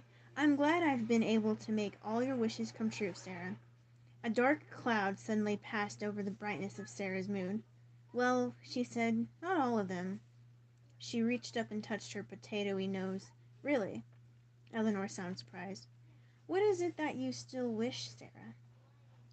Sarah took a deep breath. I love my new body, she said. I really do. But I'm kind of what some guys call pretty from afar, but far from pretty. Eleanor cocked her head again. Pretty from afar. I don't understand, Sarah. Well, guys will say, she looks great from far away, but don't get too close to her face. Oh, far from pretty, Eleanor said. I understand now. She laughed, a little metallic tinkling. It's very amusing. It's not if someone's using it to describe you, Sarah said.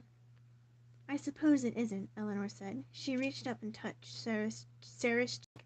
Do you really want me to change all this? You want a new face? I do, Sarah said. I want a tiny nose and full lips and high cheekbones. I want long dark eyelashes and nice eyebrows. I don't want to look like Mrs. Mix and Match anymore. Sarah laughed, her tinkly laugh again. I can do this for you, Sarah, but you have to understand it's a big change. You can look in the mirror and see longer legs or curvier figure, but they just look like you've grown faster than expected. Maybe, but still. Growth is important for a child. It is something you know will happen all your life, though you've looked in the mirror and seen your face and said, "That's me." It's true that your face changes some as you grow, but it's still recognizable as you. You see a totally different face as your reflection can be quite a shock. It's a shock I want, Sarah said. I hate the way my face is. Hold on, I'm gonna take a drink again. I'm dying of thirst.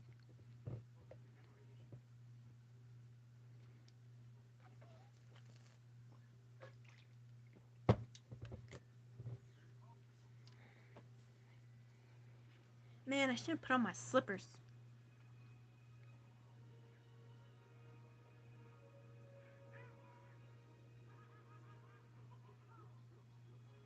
I have done a drawing live stream.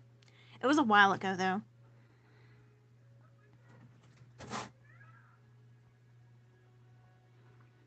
Family reunion. Is there a family reunion happening on my channel?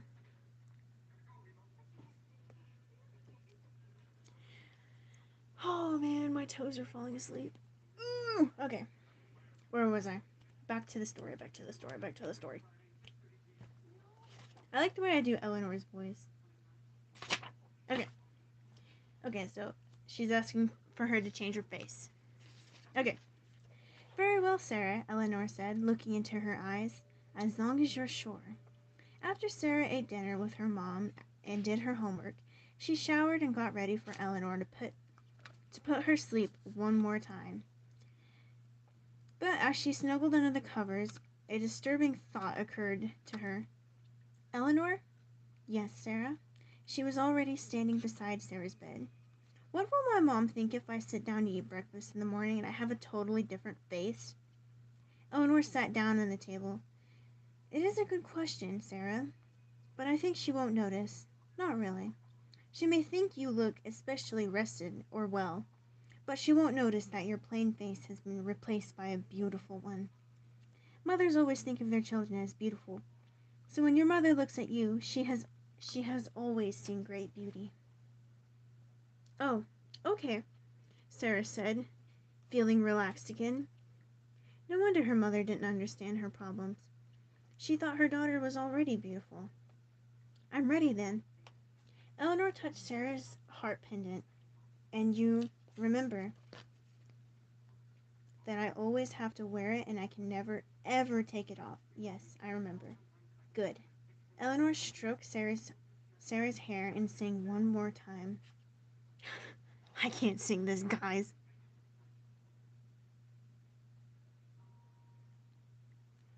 I'm not really tired. I'm like full of energy right now. Like, I'm so excited for tomorrow that I'm uploading an intro for these guys.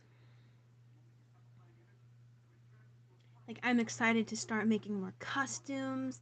I'm not excited to go to school, that's for one.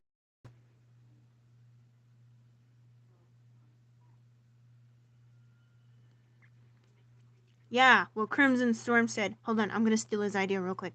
Please, listen, I'm gonna credit him. Moneymaker, we were just talking about you. I was telling him how you're voicing this guy.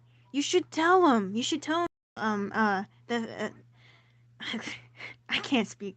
I can't speak, muchachos. Hold on. Okay. We were just talking about you. I was telling him how you're voicing this guy. Ignore his missing leg. We don't talk about it. It fell off. But you gotta tell him about how, the little, the intro for the series is coming out tomorrow, and how, epic it's gonna be, and how good the voice acting is. Yeah, so you should tell him. Yeah, Springy. I like that you guys haven't like their nicknames. I think they were pretty interesting. Chica's nickname didn't really change much. Yeah, but I'm trying to hype this up for everybody cuz like this series to kind of blow up just a little bit. Like maybe to the point I'll get people making theories and stuff like that. There's not really much of a storyline. This series is mostly like a slice of life episodes. Like they'll be doing something crazy one day, the next day will be chill. You know.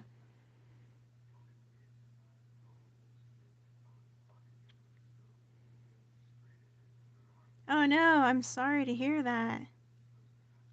I'll wait for you to get back so I can start reading.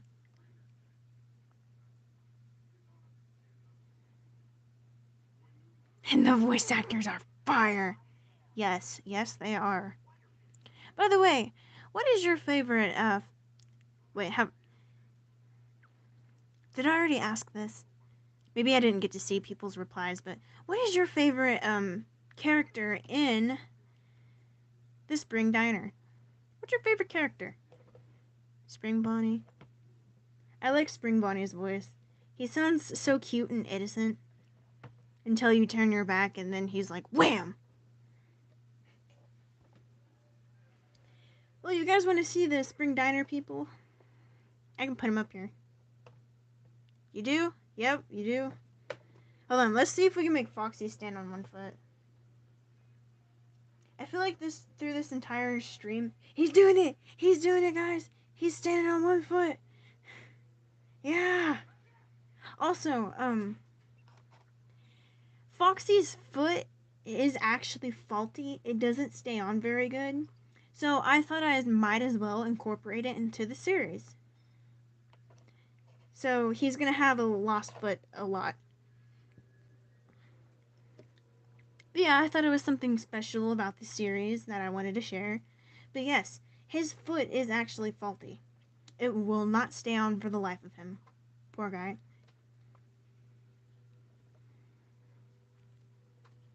But yeah, I thought it was something special to share about one of the characters.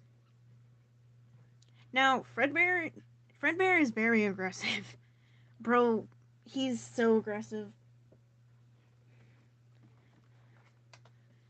But it's funny because like Spring Bonnie and Fredbear are like polar opposites, but they're like the closest two in the band. Especially since they are based off of the first original characters. Spring Bonnie, point. Spring Bonnie. Uh,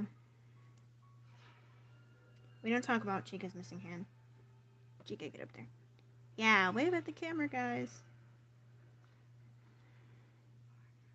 One of these days, this series is gonna be like so famous, and there's gonna be people wanting to buy these, like the original ones. Like I'll sell them for like $1,000 each. What do you guys think? They'll just be going through like some YouTuber, like a little bit bigger of a YouTuber than me, will be like in their house, and be like, "Oh yes, I bought these. They're from a very famous YouTube FNAF show." Okay, back to the story. Okay, so we're on the part where she sings to Sarah for the third time. Sarah asks after Eleanor perfected Sarah's body, she wanted her to change her face, so now she's changing her face and she's saying to her sleepy time. Yes. Can I get spring Foxy maybe? Tell you what, I could make a copy of them and sell them. I don't know if I want to sell the originals though. Like they mean way too much to me, especially since they've got me so far on my channel. Especially Spring Fox or Spring Boney, Spring Bombi, Spring Bonnie was like the second custom I've ever made, and his video got like 120k views. I think it really blew up. Yeah, but these characters are really special to me. They're all special. I can't touch Foxy's head. Yep, they're all special. They are my baby. They are like my children. But I will. That's really good to think about. Yeah. It's really good to think about though, because I could make copies of them. It won't be exact, but it'll be similar, and I could sell them. Or have like a stream giveaway or something. I would get the whole set. Yeah, but how I got these at. Oh my goodness. My bunny rabbits are hopping around in the background. But yes, I got these at Five Below, and they were just $5. So I got the whole like I got they were the tie-dyes before this. They were tie-dye. They were tie-dye. And all of them together was like $20. That's like really cheap for a FNAF Funko. FNAF Funkos are like $30. Yeah, but I would recommend you buying them at Five Below. Very cheap. Does not make your wallet cry. But hey guys, I ordered a package.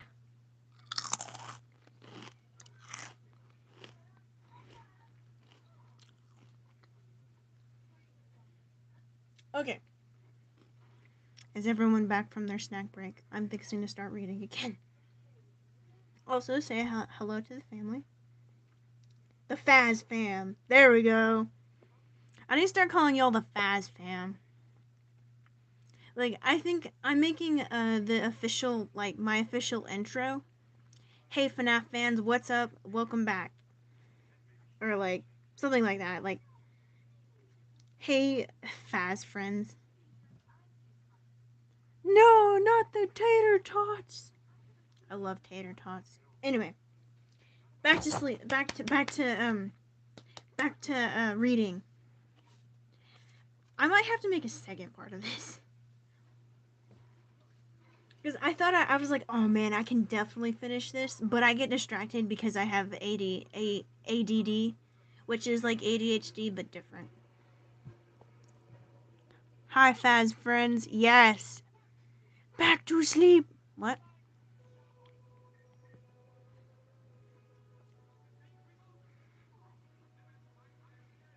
Yeah, but dude, I am like hyped right now. Hi, Faz friends. Yeah, I like Faz friends. I don't know why. Like, it's either Faz friends or FNAF fans. Usually whichever one I say. But what's up, FNAF fans, and welcome back. I'm trying not to copy off of any, like, big YouTuber. So I was just kind of thinking about it one day. I was like, why don't I do FNAF fans or Faz friends? I like Faz friends. I don't think anyone else says that, right? Right, guys? I'm not copying off of anybody, right? Bunny rabbit. I'm gonna have to show you guys one day, like, how I clean out my rabbit hutch. Just live stream it so you guys can watch me clean. You know how fun that would be? Good night. I don't know your name. Prod? Prod? Yeah, Prod. Good night. Who's asking a question? Okay, after I answer this question, I gotta get back to reading, guys. I'm trying to get this as much done as possible.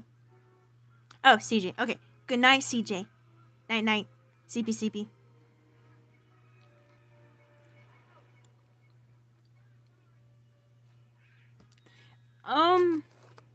Some rabbits do sleep with their owners. He might stay with you, he might not. I don't know.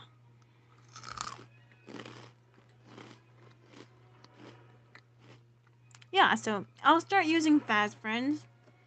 I like it. Be like, hey Faz Friends, welcome back to a video. I think it'll be really interesting. What do you guys think? Also, before I get back to reading, I will say...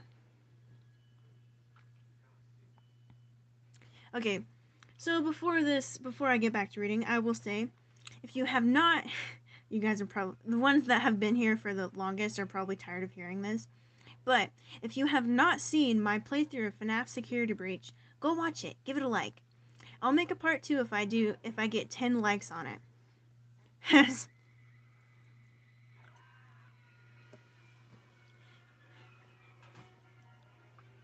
Yeah, I need watch time. I need that watch time. Okay. Let's get back to reading. I'm still pretty feeling energetic for it. I also took a nap, like a long nap today. So hopefully I'm like kind of awake. I'll keep going. Alright. Alright. Let me pop my knuckles and get back to reading so you guys can kind of listen.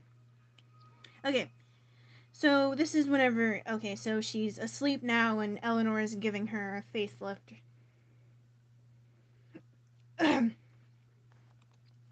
Just like before, Sarah felt the changes before she saw them.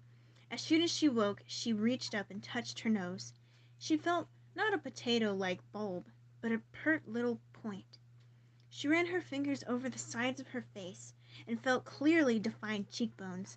She touched her lips and found them plumper than ever. She hopped out of bed to take a look. It was amazing. The person looking back at Sarah was a totally different person than before. Eleanor was right.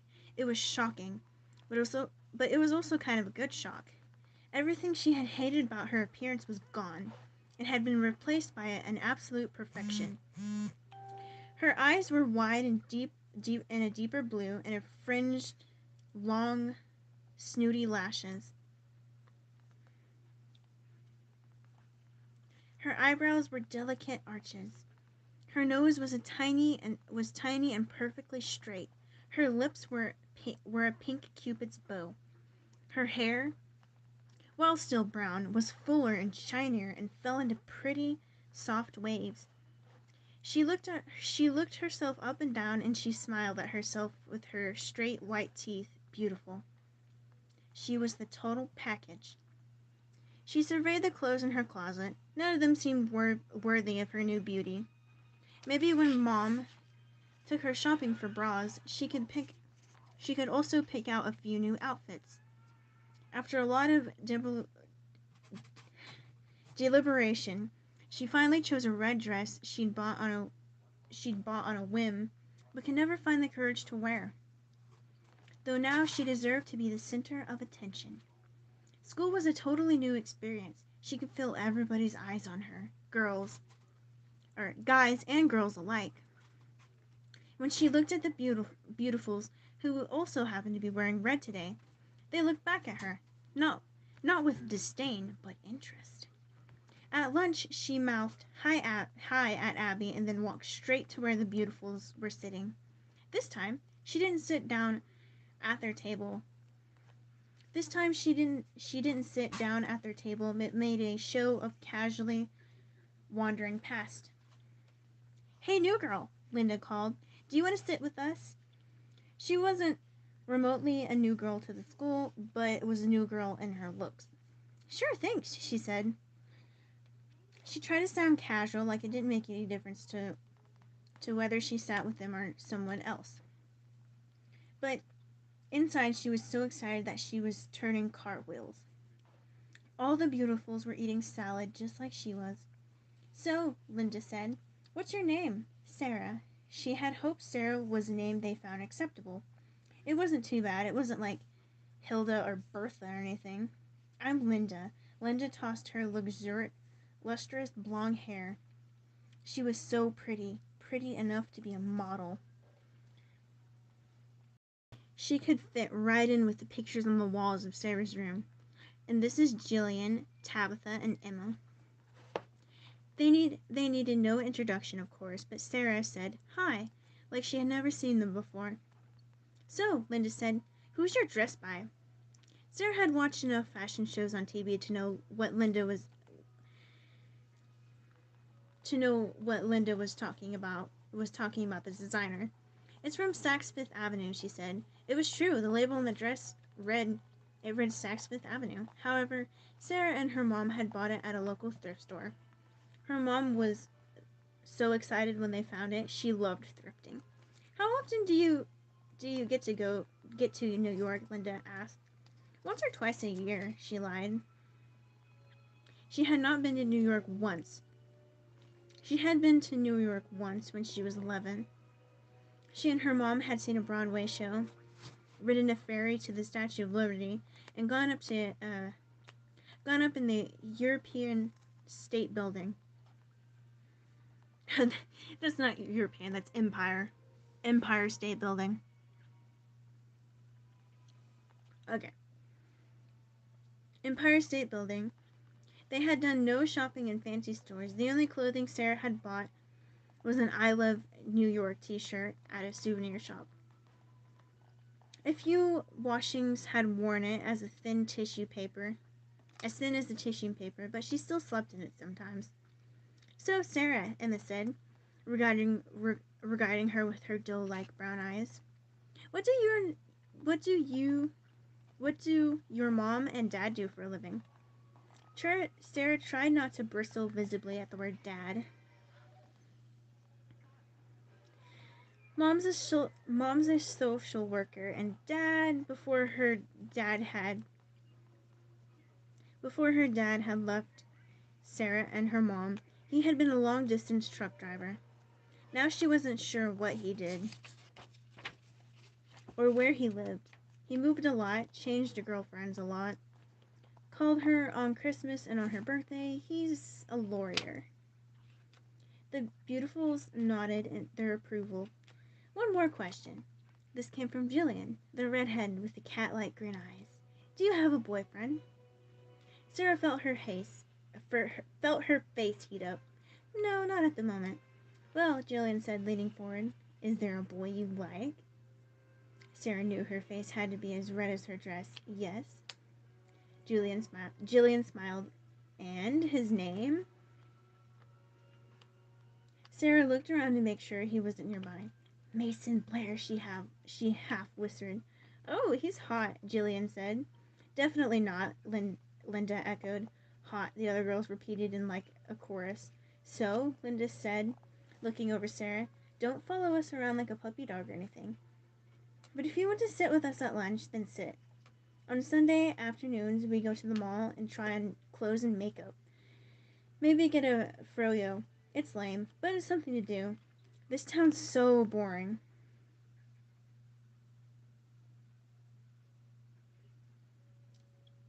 She yawned theoretically. "So boring," Sarah agreed, but inside she was buzzing with excitement. Linda nodded. "We'll hang out a little and see how things go. If things work out, maybe you can go out for cheerleading next year. Consider this a trial period." Sarah left the cafeteria, smiling to herself. Abby caught up to her. "It looked like you were having some sort of intense job interview back there," Abby said. She was wearing gray sweatpants with a bulky purple sweater that did nothing to show off her shape. "Yeah, kind of. They invited me to hang out, though. I guess I passed the test." She couldn't stop herself from smiling. Abby raised an eyebrow. "Are those the kind of friends you want? The kind that make you pass the test? They're cool, Abby. They know about fashion and makeup and guys." "They're shallow, Sarah. They're as shallow as a rain puddle." "No, I take that back. They're so shallow they make a rain puddle look like an ocean." My throat is getting itchy.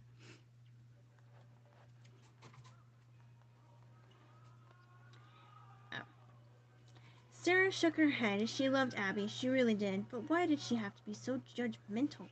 They rule the school. That's how it works. It's the beautiful people who get what they want.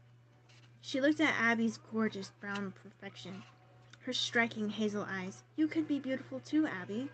You'd be the prettiest girl in the school if you lost the glasses and braids and bought some clothes that weren't so baggy." "If I didn't wear my glasses, I'd be walking into walls," said Abby with an edge in her voice. "And I like my braids and my baggy clothes, especially the sweater. It's cozy."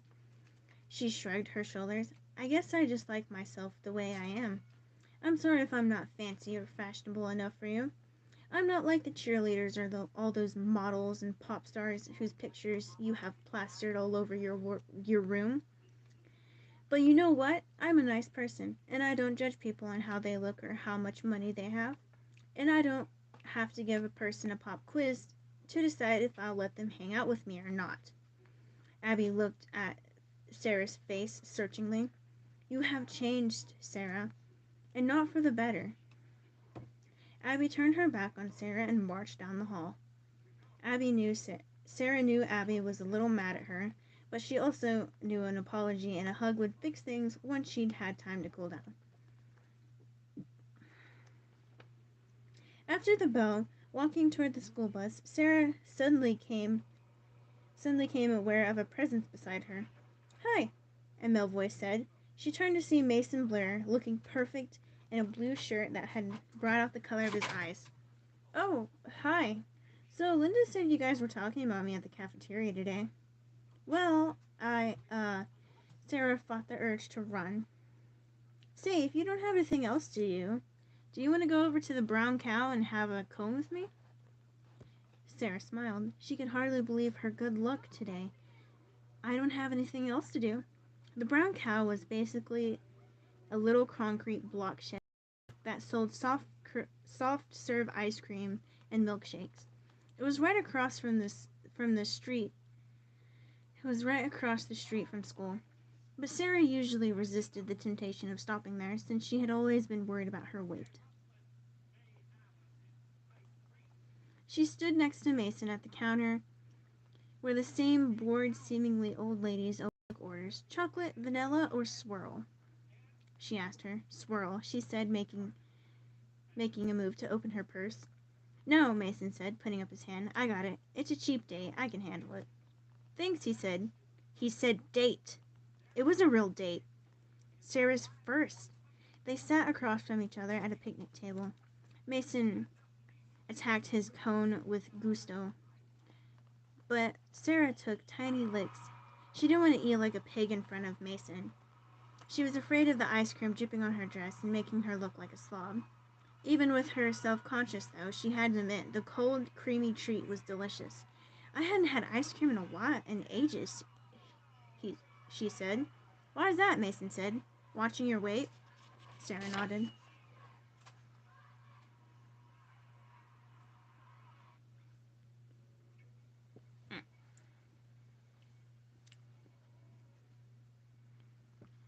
By the way, have you guys ever got like a little frozen yogurt? They asked you chocolate vanilla or the chocolate vanilla swirl. Which one did you get? Me personally, I like all of them, so I think I'd get both. But sometimes I like just plain vanilla or plain chocolate. Depends on what mood I'm in.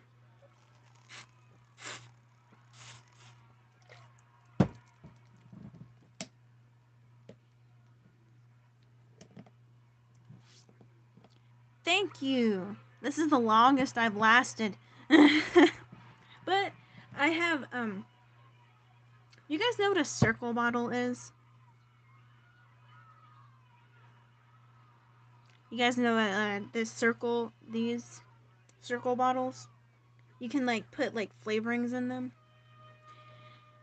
Yeah, I know you have one. I know who you are. I know where you live. Okay. So I have an energy one, so like I'm cranking 90s right now.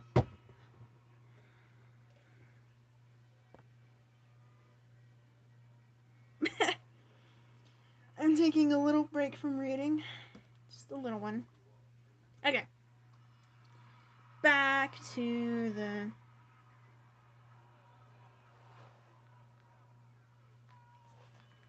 Okay, back to this. Okay. No need to worry about that, Mason said. You look great. It's funny. You've been going to this school a long time, right? I don't know how I only just noticed you. Sarah felt herself blushing. You noticed me when I ran into you with that salad, right? Mason looked at her with his dark lashed ocean blue eyes.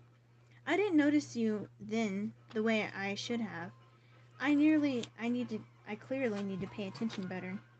Me too, Sarah said, so I don't keep plowing into people with trays of salad. Mason laughed, showing those gorgeous white teeth. Sarah was amazed by how confident her looks made her feel. She could eat ice cream with a cute guy and make jokes with him. The old Sarah wouldn't have been so would have been would have been much too shy. Now that the cute guy asked for the not that a cute guy would have asked for the old Mrs. Mix and Match, Sarah ice cream in the first place. Once they finished their cones, Mason said, Hey, is your house pretty close? I could walk you back if you like. Sarah felt a twinge of anxiety. Mason's dad was a doctor, and his mom was a successful real estate agent whose face was plastered on billboards. His family probably lived out in a mansion on the fancy side of town. She wasn't ready for him to walk with her past the garbage dump to the plain little two-bedroom bungalow she shared with her mom. Oh, from her living from paycheck to paycheck single mom. Oh, I actually have a couple errands to run this afternoon. Maybe another time?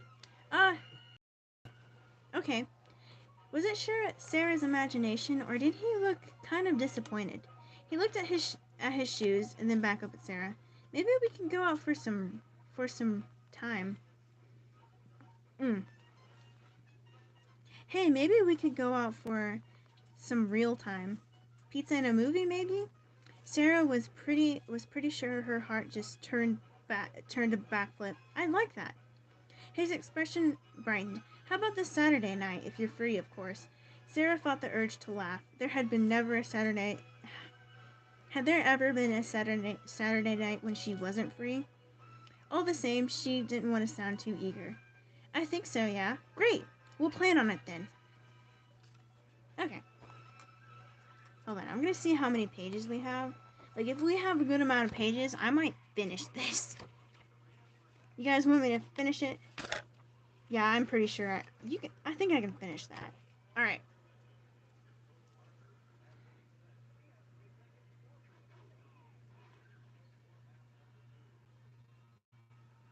I think this is the longest stream I've ever done. I need to do a stream where I stream for like 24 hours. Also, I am going to go get some more water. I am dying of thirst right now. So, Spring Bonnie, I'm gonna put up my little sign. My little be right back sign. Can you guys see that? I will be right back. I'm going to go fill my circle bottle with my FNAF stickers on it. Because I put stickers on it. Ta-ta, toodaloo, I'll be right back.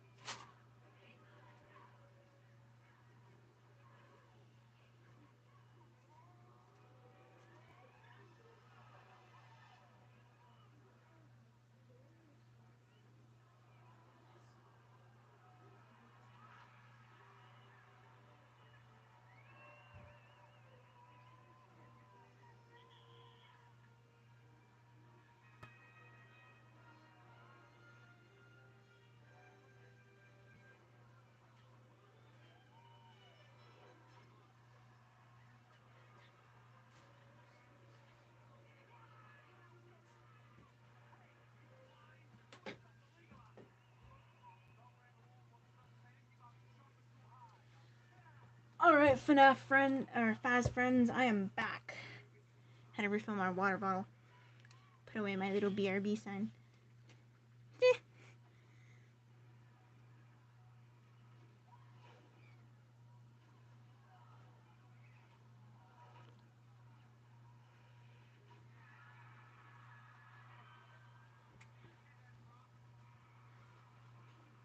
Alright, I'm back. I'm gonna take a bite of my, bugle.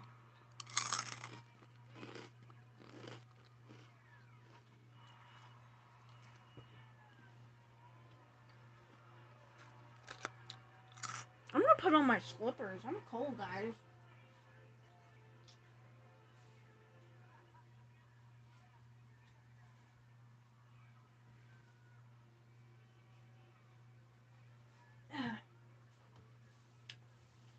And I gotta move this trash can out of my way. Okay, there we go. I'm back to being semi-comfortable. Wish I had a backrest.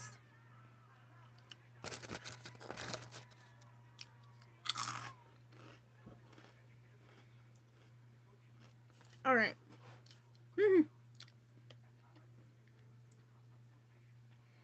Get a drink of my water.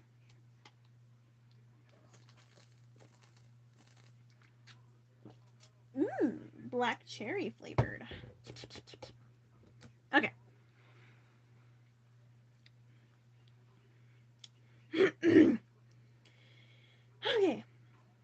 need to recap for anyone what's going on? Hey, wait a minute. Are you the actual Slippy? Nah.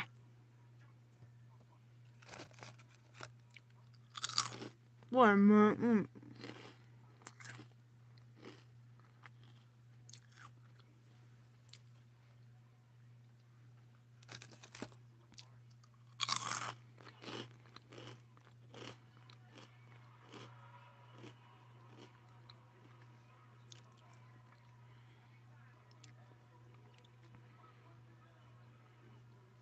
If that is the actual Slippy, hi.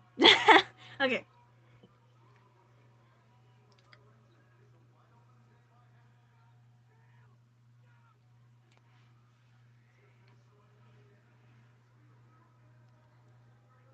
You make plushie videos, don't you? You make plushie videos?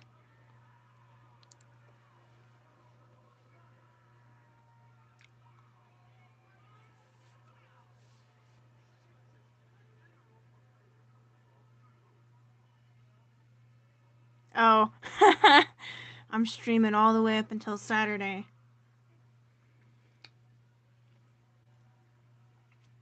I could say that I streamed a whole day. Oh yeah, you want to see my custom plushies? I have some.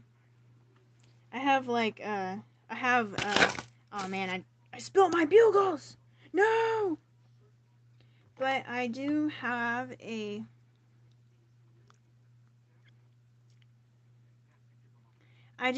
custom plushie from my video game that I have not made yet. Shh, we don't talk about it. But yeah, I have a custom plushie that I sewed together. This is Lofty the fox from my video game that I have not made yet. That I have a trailer for that I have not made yet. I wanted to put like a little squeaky in it just to.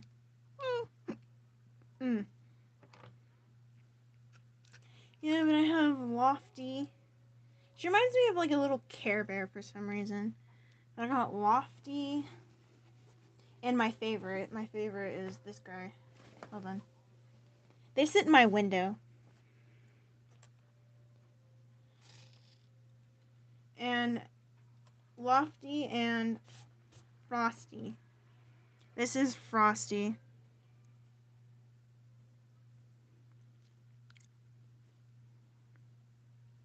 Yeah, this is Frosty. He's a little flat, but we don't question it. Wait, is that the actual Slippy? Am I tripping?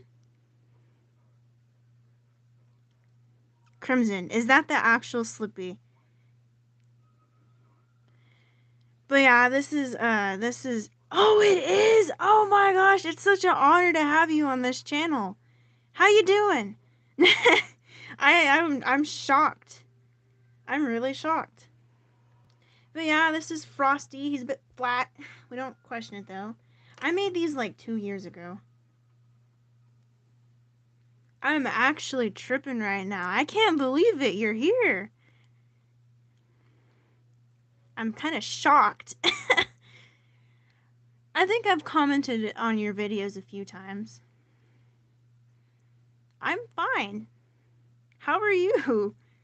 I feel like I'm about to have a heart attack. How are you enjoying my reading? He's just flat. We don't. Someone told me about your.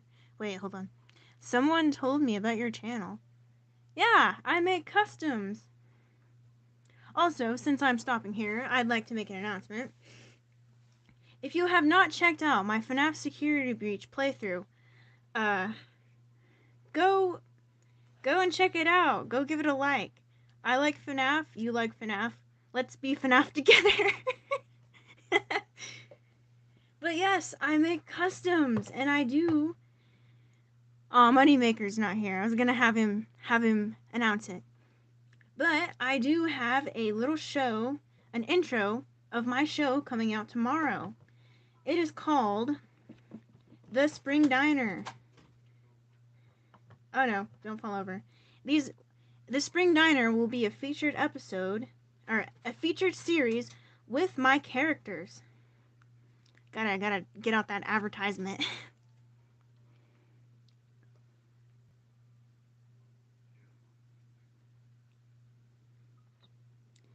Yeah, but Slippy, you should check out my friends' channels.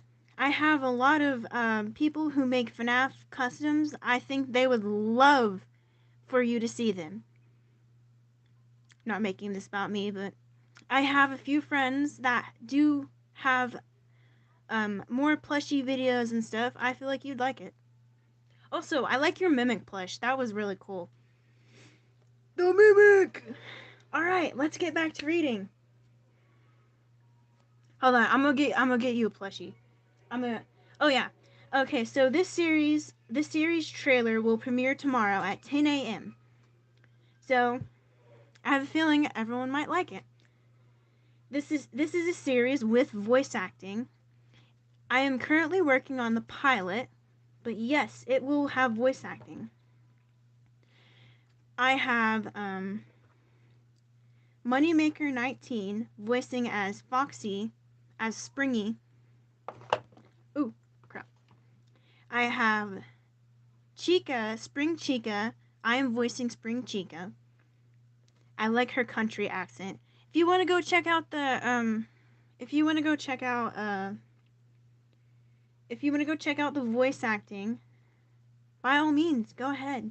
There's voice acting, and then there's my new trailer. There's a little bit of information about this series on my community tab. But yeah, I'm trying to hype this series up. And Spring Bonnie is being voiced by Crimson Storm. He's down there. He's down there. He's down there. Also, and FRIGHTS is being voiced by my best friend, one of my best friends. He's being voiced by Tiger Fang. So yeah, all my lovely voice actors. Honestly, I want to make custom plushies out of these guys now. I wish I could market them and then like I could sell them to y'all. That would be so fun. He's down there. He is down there. Look at this dude. Look at him. It looks like he's like taking a nap. But yeah, FNAF Security Breach playthrough. Go watch it. Give it a like. Oh, Moneymaker, you always come after I'm announcing stuff. Why? We were just talking about the series. The series. Yeah, like my makeshift plushies, yeah. Yeah, I need to figure out how to do that. I'm still trying to figure out how to get paid on here, but I'm also getting in watch hours. Yep.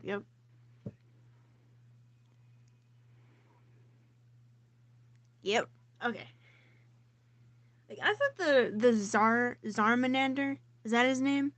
Zarmander. I thought he looked pretty cool. I also like the official like the Slippy plush. Now, I'm curious. How did you make your Slippy person? How did you make your OC? Did you just like recolor it? I'm curious.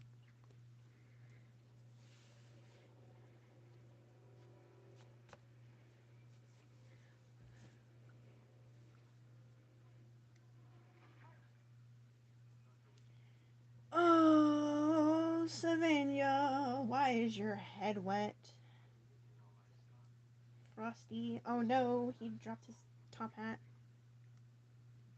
Yeah, I still have yet to make a Blaze plushie. You guys seem to really like Blaze out of everybody. But Frosty is my personal favorite, though. I like him. He's back here watching. You guys want to see my, Well, check out the intro tomorrow. It will be epic, and the voice actors are awesome to work with.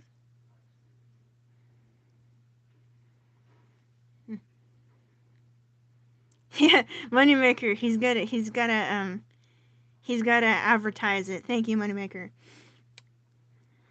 It will be so fun working with these voice actors. I've never done anything like this before. It will surely be a different it will surely be different since I'm working with things like this. It will be similar to like a slice of life episodes where these guys have crazy fun. Thank you, Moneymaker19. You are a good advertiser. Good advertiser. Also, check out my security breach gameplay. I need likes on that. 10 likes, I'll make a part 2. Okay, I'm gonna continue reading with this. Hopefully I finish it. If not, I guess I'll have a part 2 tomorrow.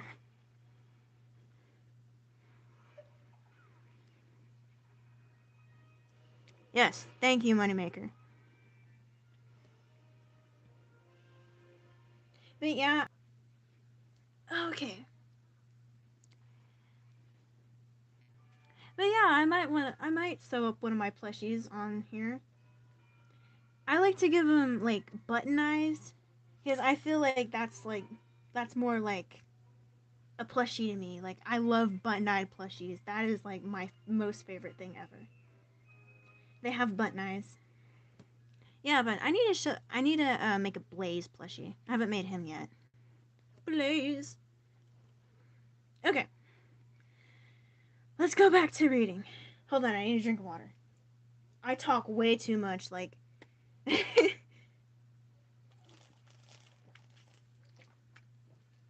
okay. I'm gonna sit here with my Faz plushie.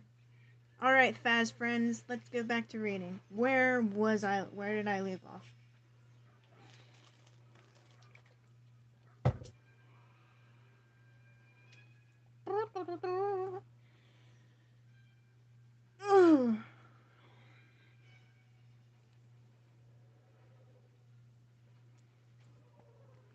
Yeah, button eyes. I really like button eyed plushies. I guess I'm Southern. I am Southern. Like I'm not I voice act her as a Southern. Like I'm like it's really Southern, but I'm not that Southern. Like I still have it. Anyway, let's get back to reading. Where was I? I'm trying to finish this. This is like a smaller. This is like the shortest. Uh, this is the shortest one here.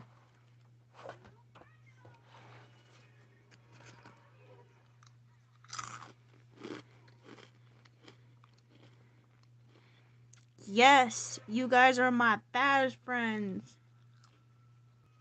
It sounds cringe, but it's not.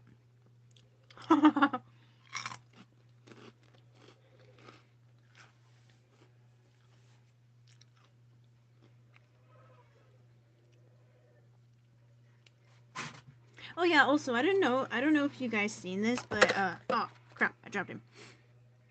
But this do you guys remember whenever I unboxed this guy?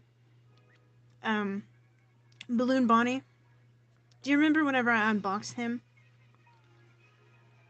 We are FNAF. But anyway, I unboxed this fool and I didn't realize. Hold on, let me show you. That this is not regular Balloon Bonnie. This dude glows in the dark. Hold on, let me turn off the lights.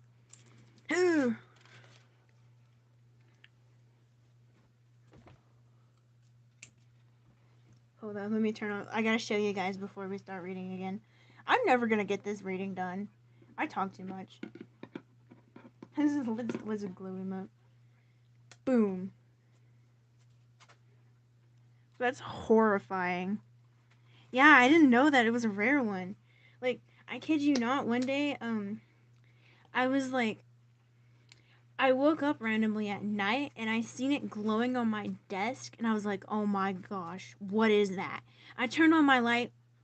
Behold, it was just Bonnie sitting there and I was like, this dude glows in the dark? You know how much I can sell him on the black market? I'm just kidding. We all talk too much trouble.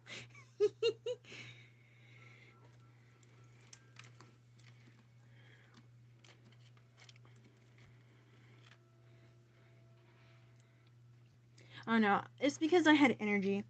Like this No, Frosty, he fell backwards. But this circle bottle has like energy in it, so I'm like cranking 90s. I also need to pick up the hat. I dropped Frosty's hat. He's sitting back there for you, Slippy. He's watching. He's watching. I need another one of those energy flavors.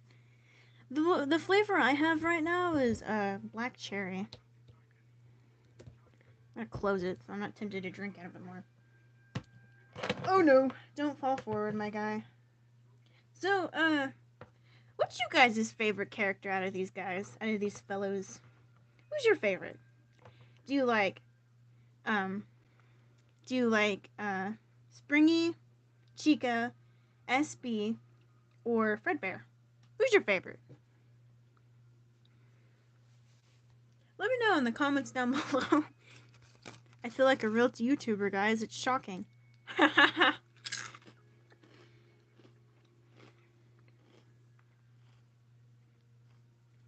Foxy and Chica. Foxy. Yeah, I actually made this custom for my little brother. I think he's asleep. I don't know. But, by the way, my little brother has a YouTube channel. And he's starting to make content now. So if you want to go give him a sub, be free to. Shout out this to many people as you can, because this is going to be a good series, guys. I mean, I've got the detailing on key. But yeah, shout out to my little brother.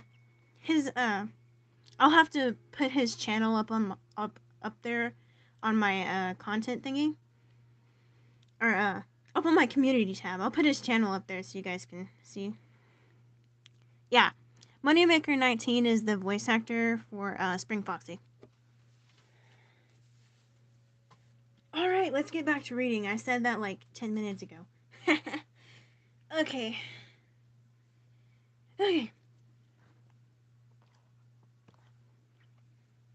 Okay, so where we're at right now. Do I need to recap for anybody?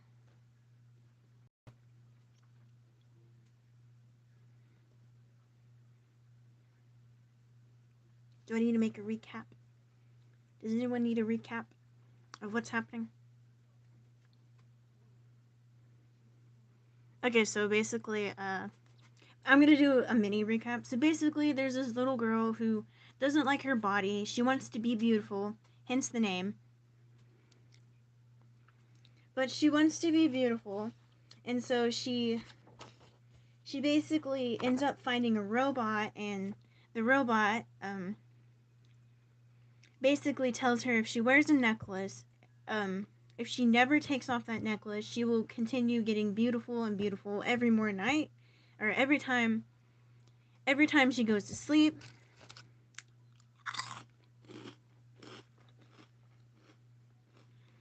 And so we're at the point where she's completely remade herself. Her arms, her legs, her torso and body is completely different, and now her face is completely different.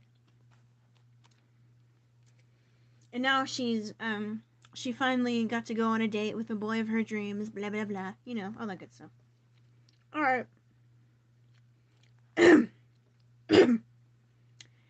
Children, I'll tell you a story.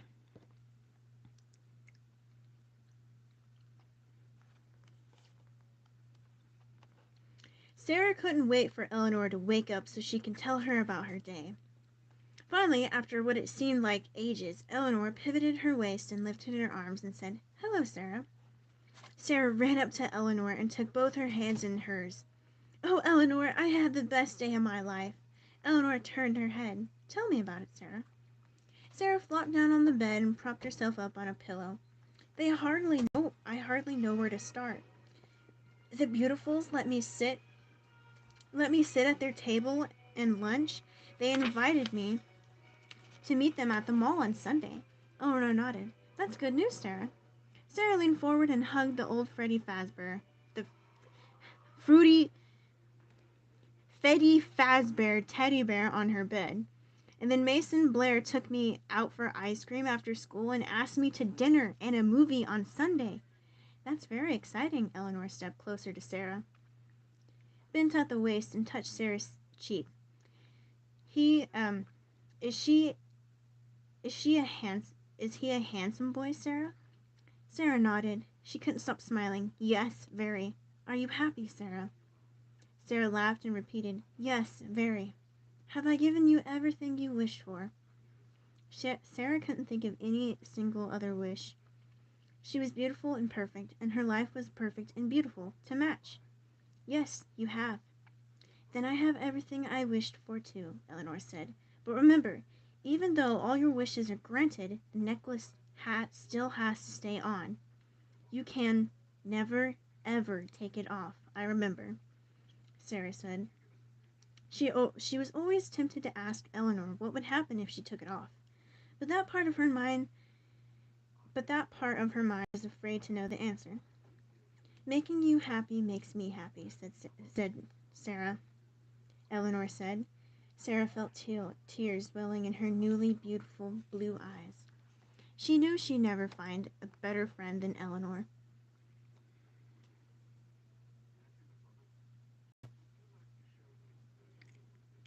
Oh, stop it. I'm not a big YouTuber. Slippy, on the other hand, bro has like 1 million. Wait, hold on. How many subscribers do you have against Slippy? I forgot. I know it's quite a bit. I am subscribed, by the way. I enjoy his I think just hit 1 million. Yeah.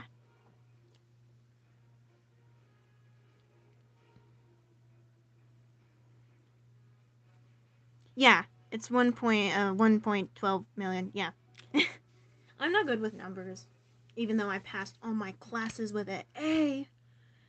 Okay.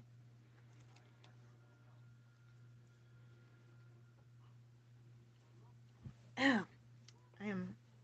This chair is not comfortable. Okay, where was I? Okay. Sarah felt tears welling in her newly beautiful blue eyes. She knew she'd never have a better friend than Eleanor. On Saturday, Sarah was a ball of nervous energy. From the moment she woke up, all she could think about was the date at breakfast. And she was too nervous to eat much. Even though Mom had made French toast, Sarah's favorite. You'll drive me to the pizza place and drop me off at 6, right? She said. Of course, Mom said, flipping through the newspaper. And you'll just drop me, right? You won't walk in with me or anything? Mom smiled. I will not endanger your relationship by letting your new uh your new bae catch a glimpse of my horrifying face. Sarah laughed. It's not that, Mom. You're really pretty, actually. It looks kind of kiddish when your mom comes in with you, you know. I know, my mom said. Or, Mom said, sipping her coffee. I was 14 too. Bro, she's 14? Okay. I was 14 too once, believe it or not. And did you ride your dinosaur when you went out on dates? Sarah asked. Sometimes, Mom said. Usually I'd just invite the boy over and hang out at the family cave. She reached over and tousled Sarah's hair. Don't be too much of a smart aleck, or I might decide I'm too old and decrepit to drive you tonight. Have you figured out what you're going to wear? At this question, Sarah let out a dramatic moan. I can't decide. I mean, it's just pizza and a movie, so I don't want to dress like it's the most important event of my life. But at the same time, how I look is really important. Sometimes I want to voice a character like this, where she's like,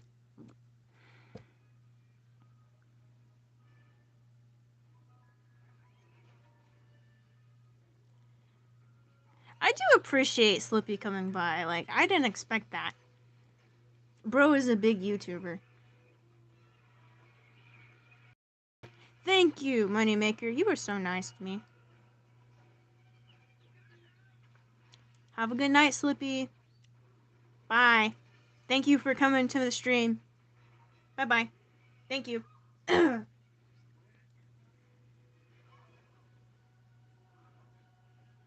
Join us for a bite. I want to do a cover of a FNAF song so bad, but I can't sing. You know what I mean? Okay, so she's trying to figure out what to wear on her date. But at the same time, I know how I look is really important. So, wear jeans and a nice shirt. You're a beautiful girl, Sarah. You look great in whatever you choose. Thanks, Mom. She remembered what Eleanor had said about mothers always thinking their children were very beautiful.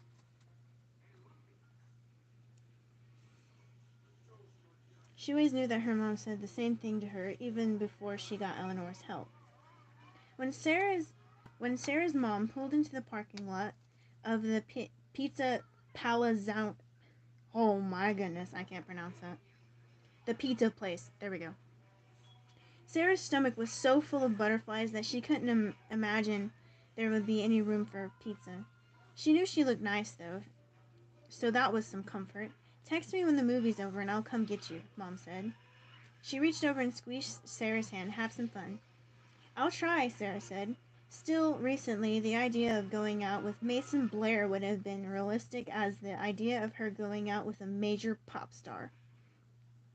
It had been a fantasy, something she dreamed of but never imagined would come true. Why was she so nervous when this was something she'd wanted for so long? Maybe that's what's making her nervous, the fact that she wanted it so much. But when she walked through the door of the pizzeria and saw Mason waiting for her in front of the hostess station, she immediately felt more at ease. He stood up and flashed his gorgeous smile. "Hi, you look great," he said. "Thanks." She did think the turquoise top she'd chosen went well with her eyes. "You do too." He was dressed casually in a hoodie and a t-shirt for some video game, but he would look great in anything. After they got settled at one of the red leather booths with matching checkered tablecloths, Mason picked up a menu and said, "So what kind of pizza person are you? Thin crust, thick crust, any favorite toppings?" "I'm a flexible pizza person," Sarah said. Despite her earlier nervousness, she was actually starting to feel hungry. "I'm pretty much like a pizza in general, except for one thing. No pineapple on pizza, ever." "Agreed." Hey, pause here. I do like pizza on pineapple. That's one thing I like. I'm more of like a person who likes savory and sweet type of things. Like, I love the way that it's sweet and savory at the same time. Oh, it's so good. If you guys don't like pineapple on pizza, that's okay. I won't judge you. But I would recommend you try it. It's really good. Anyway, so they're arguing about, or not, they're not arguing, they're talking. Mason said, laughing. "Pineapple on pizza is an abomination." "On that," said Sarah. "I would have had to walk out of here and abandon you." "I would have totally deserved it," Mason said. Har har. "People who eat pineapple on pizza deserve to be alone." Wow. They agreed on a thin crust pepperoni and mushroom pizza. They chatted comfortably about their families and their hobbies as they ate. Mason had a lot of interests, and Sarah realized she probably didn't have enough of them.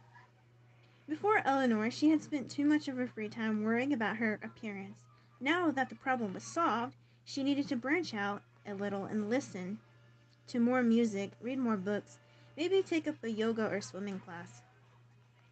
As a little kid, Sarah loved swimming, but when she hit middle school, she was too self-conscious to let anybody see her in her swimsuit. By the time she and Mason had walked next door to the movie theater, Sarah felt like they were just getting to know each other pretty well. He wasn't just cute, he was nice and funny too. In the dark theater, when he reached over and took her hand in his. It was the most perfect moment of a perfect night. When she got back home, she was putting on her nightgown. Eleanor quietly strolled up behind her and put her hand on her shoulder. Sarah was startled but quickly recovered. "Hi, Eleanor," she said. "Hello, Sarah. How was your date?" she asked. Sarah felt a smile spreading over her face just from thinking about it. "It was great," she said. "He's gorgeous, but I also really like him as a person, you know. He asked me if I wanted to go to the basketball game with him next week. I'm not interested in basketball, but I'm definitely interested in him, so I'll go." Eleanor laughed her tiny giggle. "So tonight, was it everything you hoped for?" Sarah smiled at her robotic friend. "It was even better." "I'm happy you're happy," Eleanor said. Then she moved back to her spot in her corner. "Good night, Sarah." In the morning, Sarah found her mom in the laundry room. "Can you drive me to the mall to meet my friends this afternoon?" she asked. Mom looked up from unloading the dryer and smiled. "You're quite the social butterfly this weekend. What time are you supposed to meet them?" She folded a towel and set it in the laundry basket. "They just said in the afternoon," Sarah said. "It's pretty vague, isn't it?" Mom said, folding another towel. "I don't know. The way they said it, it felt kind of like I should know what they meant." She was so shocked to be accepted, even a trial period by the beautifuls that she was afraid to ask questions. "Your new friends expect you to be a sick," Mom said. Hold on, I need a drink of water. We're almost done with this story.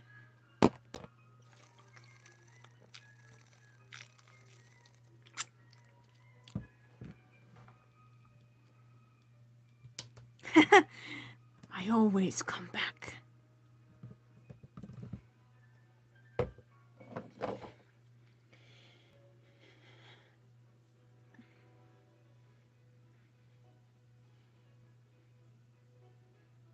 Join us for a bite. Okay.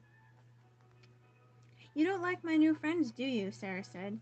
"I don't know your new friends, Sarah. I just know they were girls who wouldn't give you the time of day before, and now they're suddenly inviting you to hang out with them. It's kind of strange. I mean, what's changed?" "I've changed," Sarah thought. "Just look at me." But then she said, "Maybe they're just finally deciding I'm a likable person." "Yeah, but what took them so long?" Sarah's mom said. You know what friend of yours I like? Abby.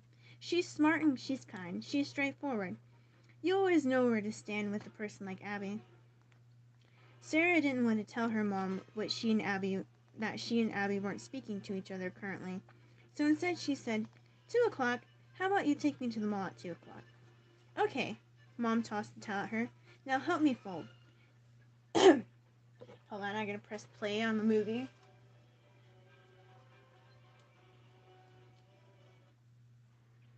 I have a movie playing in the background for my bunny rabbits. They like watching TV.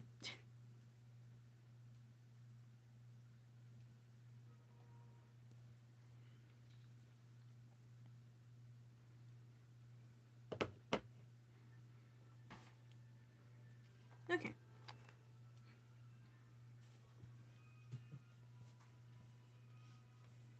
Once Sarah got dropped off at the mall, she realized that Linda hadn't said anything about where to meet them, either. The mall wasn't that large, but it was big enough to turn searching for them into a fairly difficult game of hide and seek. She could text Linda, she supposed, but kind of felt like in order to be accepted by the group, she had to figure out the way they did things without making a nuisance of herself. She was only accepted in the group on a trial period. She didn't want to make any missteps. One false move and she could be back to eating lunch at the loser table. After a few moments of thought, she decided to head to Dillard's, the mall's most expensive department store. The beautifuls definitely wouldn't be hanging around somewhere cheap. Her intuition was good. She found them at the front of the store in the cosmetics section, trying on lipsticks. "Sarah, you made it," Linda said, giving her a crimson lip smile. As soon as Linda smiled at her, the other girls smiled too. "Hi," Sarah said, smiling back. She already she had she really had made it, hadn't she? She got just she and not just to the mall. She had great looks, a gorgeous, nice boyfriend, and the friendship of the most beautiful girls in the school. She could have never predicted that her life could be this good. "Oh, Sarah, you should try on this lipstick," Jillian said, holding out a golden tube. "It's pink with sparkles. It would look perfect with your skin tone." Sarah took the tube and leaned over the makeup counter and smoothed the pink lipstick. It was pretty on her. It matched the rosy nail polish that never seemed to fade from her fingers and toes. "It looks like lipstick a princess would wear," she said, studying her reflection with pleasure.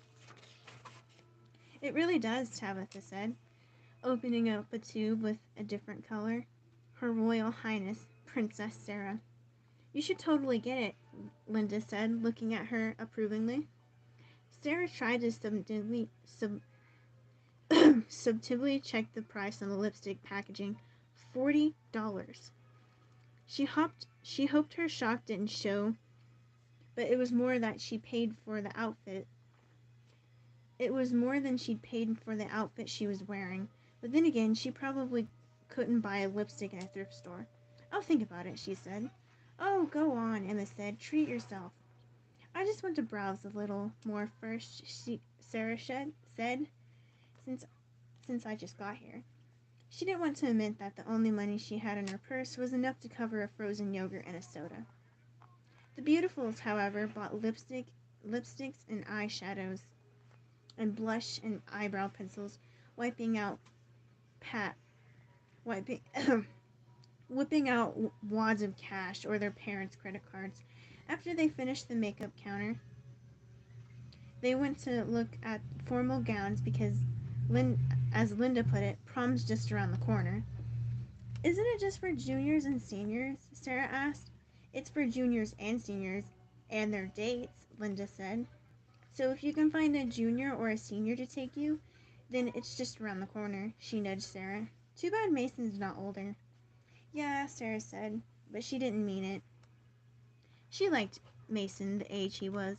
Besides, she wasn't sure she was ready to date an older guy. The dresses were really beautiful. They were the color of jewels: amethyst, sapphire, ruby, emerald. Some were sparkly, others were satin and smooth and shiny. Others were translucent with lace and tulle. They took turns trying on dresses and modeling in front of them in the mirror, taking pictures of one another with their phones. After a half an hour of watching them with a sour expression on her face, a sales lady came over and asked, "Are you girls actually interested in buying anything, or are you just here playing dress up?" They ditched the dresses and fled the formal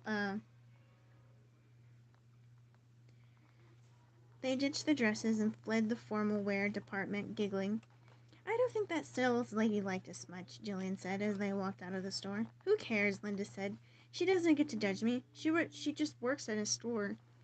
She makes minimum wage if she's lucky. I bet she can't even afford to buy the clothes she sells." They went to the food court and ate some frozen yogurts and laughed about how naughty they'd been. "Do you girls intend to buy anything, or are you just playing dress up?" Linda said over and over, mimicking the sales lady. They all laughed. Sarah laughed right along with them, even though she thought they might have been a little hard on the sales lady, who was just trying to do her job. Jillian and Emma had left the dresses they tried on in crumpled piles on the dressing room floor. Now the sales lady probably had to clean up after them. But who was she to criticize the Beautifuls? It was an honor that they invited her to hang out with them. It was glamorous and exciting, just like she was a guest on a TV reality show. No matter what they said or did, she was happy to be included. Yesterday, her date with Mason had been perfect. Now she got to be with the Beautifuls.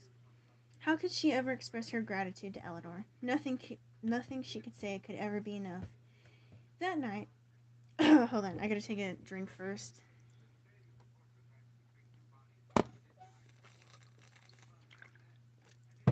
Moneymaker! Moneymaker 19! I feel like you had a different name between that.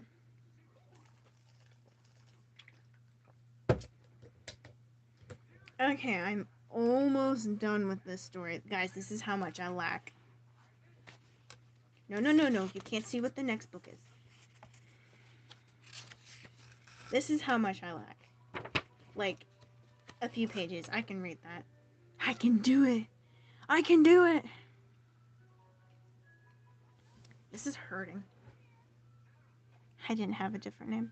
I feel like you did. Unless I'm thinking of someone else. But anyway, I will go back to... By the way... No, I'm just kidding. I'm not going to do another one of these. And then another security breach. Play security breach! I mean, watch my security breach playthrough. Please keep reading. Okay, I'll start. I'll keep reading. Where was I? Okay. That night, when Eleanor sprang to life, Sarah jumped up and hugged the robot's hard little body. Thank you, Eleanor, for the perfect weekend. You're welcome, Sarah. Eleanor hugged her back, and as always, the sensation was odd. There was no softness in her hug. It's the least I could do. You have given me so much. Sarah settled down happily to sleep, but her rest was disturbed by a strange dream. She was on a date with Mason, sitting at the movie theater, but when she reached over to hold his hand, it was not his hand she grasped, but Eleanor's tiny, white, metallic cold, the same hand she had grabbed to pull the robot girl out of the trunk. When she turned to look at Mason in the seat next to her, he had changed into Eleanor. Eleanor smiled, revealing a mouth full of sharp teeth. In the dream, Sarah screamed. She opened her eyes to find Eleanor standing over her bed, her head lowered, staring down at her blank green eyes. Sarah gasped. Did I make noise in my sleep? No, Sarah. Sarah looked at Eleanor, who was standing so close to her bed that she was touching it. Then what are you doing standing over my bed? Didn't you know, Sarah? Eleanor said, reaching out to brush back Sarah's hair. I do this every night. I watch over you. I keep you safe. Maybe it was because of the dream, but for some reason, Sarah didn't feel like letting Eleanor touch her. Safe from what? Sarah asked. Safe from danger. Any danger. I want to protect you, Sarah. Okay, thanks. She appreciated Eleanor's concern, appreciated everything Eleanor had done for her, but still, it was creepy for someone to watch you sleep when you didn't know you were being watched, even if they were doing it with the best intentions. I can stand by the door if it makes you more comfortable, Sarah, Eleanor said. Yeah, that would be great. Sarah was pretty sure she couldn't fall back asleep with Eleanor standing right over her like that. Eleanor strolled back to the door and stood guard there. Good night, Sarah. Sleep well. Good night, Eleanor. Sarah didn't sleep well. She didn't know that. She didn't know what, but something was wrong. In the cafeteria, Sarah stood in the line with the other beautifuls as they waited to empty their trays. Linda had texted the night before saying they'd all be wearing their skinny jeans today, so Sarah was wearing hers too.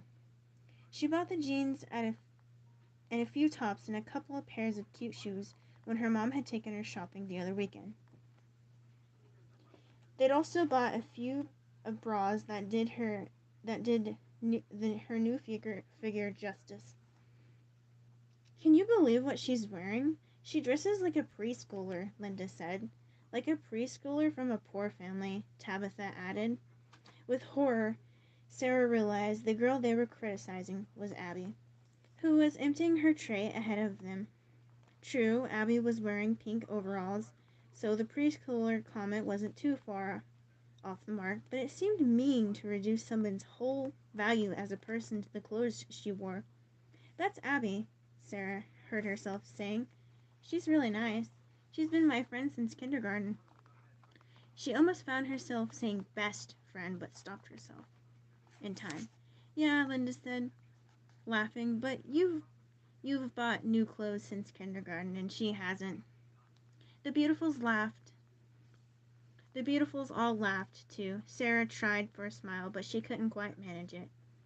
When it was Sarah's turn to dump her tray, she stepped on something slippery near the trash can. Her new shoes were cute, but they didn't have much traction. The fall felt like forever, but she was sure it was only a matter of seconds before she was flat on her back in front of the whole school. "Sarah, that was hilarious," Linda said. "What a klutz." She was doubled over laughing. All the Beautifuls were laughing with their long saying, "Did you see her go down?" And she hit the floor like a ton of bricks. How embarrassing. Sarah's dazed state, she couldn't really tell which girl was saying what. Their voices sound different and distorted, as if Sarah was trying to hear them underwater. Sarah tried to pull herself up, but something strange was happening to her body. She heard a weird clashing and clanging sounds and couldn't figure out where they were coming from. It didn't make any sense, but they felt like they were coming from inside of her. Ooh, suspension?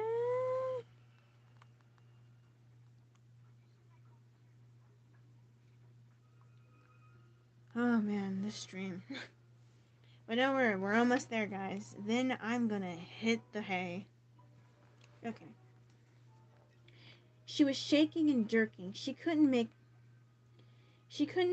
her whole body move the way it usually did. Her body was no longer under her control. She was scared. Had she hurt herself badly? Should somebody call her mom? Call an ambulance? And why were her new friends not helping her? They were still laughing, still joking about how stupid she looked and how funny it was. When the Beautiful's laughter was replaced by screams, as if from a great distance, Sarah heard Lila saying, "What's happening to her? I don't understand." "I don't know," one of the other girls said. "Somebody needs to do something." "Get a teacher quick," said another one. A terrible thought occurred to Sarah. She put her hand to her throat, and the necklace Eleanor gave her, the necklace that was never ever to be taken off, was gone. She must have knocked it off during the fall. She turned her head and saw it on the ground, just a little more than arm's length away. She had to get it back. A hand reached down to help her. Sarah looked up to see that the hand belonged to Abby. She took it and allowed herself to be pulled into an awkward standing position. When Sarah looked down at her body, she saw the reason for the girl's screams. Her body was changing. From the waist down, she was no longer flesh and blood girl, but a jumbled collection of gears and bicycle spokes and hubcaps, rusted metal odds and ends, cast off, useless parts that belonged in a wrecking yard. She locked eyes with Abby and saw her friend's horror at what she had become. I've got to go," Sarah said. Her voice sounded different, metallic and harsh. Abby held out the necklace. "You dropped this," she said. Tears sparkled in her eyes. "Thank you, Abby. You're a good friend," Sarah said. She didn't say anything to the Beautifuls, who had all backed up away from her and were whispering among themselves. Sarah grabbed the pendant and ran as fast as her new, shambling, makeshift metal legs could carry her out of the cafeteria and out of the school. Home. She had to get home. Eleanor would know what to do. Who would Eleanor would know what to do, would know how to help her. Sarah was still changing. Her torso was hardening, and when she ran, she made squeaky noises, like a door with hinges that need oiling. She tried to fasten the necklace around her again, but her fingers had grown too stiff to manage the clasp. As she hurried down the sidewalk with clattering, shambling gait, people stopped to stare at her. Drivers slowed down their cars to gawk. People didn't look sympathetic or even just confused. They looked scared. She was a monster, like something that had been created by a mad scientist in a lab. It was only a matter of time until villagers started chasing her with pitchforks and torches. She felt like crying, but apparently the kind of thing she was incapable of producing tears. Maybe tears would make her rest even worse. Her joints were getting stiffer and stiffer, and it was growing harder and harder to run. But she had to get home. Eleanor was the only one who could help her. Finally, after what it seemed like hours, she reached her house. Somehow, she managed to work the key in the door, and she clicked through the living room, down the hall, calling, "Eleanor! Eleanor!" Her voice was a terrible, metallic scraping. Eleanor was not in her usual corner of Sarah's room. Sarah searched the closet, looked under the bed, opened the chest at the foot of the bed. No Eleanor. Sarah clomped through the house, searching her mom's room, the bathroom, the kitchen, all the time calling Eleanor's name with her new horrible voice. The garage was the only place she hadn't looked. She used the kitchen entrance, but doorknobs were getting difficult to manage. Finally, after a few desperate minutes of fiddling, she was in the garage. "Eleanor!" she called again, her jaw stiff. And it was getting harder and harder to form words. Eleanor's name came out as Elma. Maybe the robot girl was hiding from her on purpose. Maybe it was some kind of joke or game. She looked at the ceiling, at the high ceiling storage cabinet against the back of the garage. It seemed like a good hiding place. With some difficulty, she grabbed the handle of the cabinet and pulled. It was an avalanche. Clear plastic bags holding different objects with weights and sizes toppled out of the cabinet and fell into the floor with a dull, sickening thud. Sarah looked on the floor. At first, her brain couldn't even process what she saw. One bag contained a human leg. Another, a human arm. They were not the body parts of an adult. They didn't appear to be the result appear to be the result of an accident. Blood pooled in the bottoms of the bags, but the limbs had been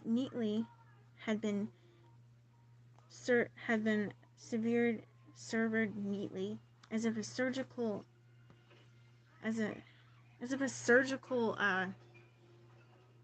can't read what this is.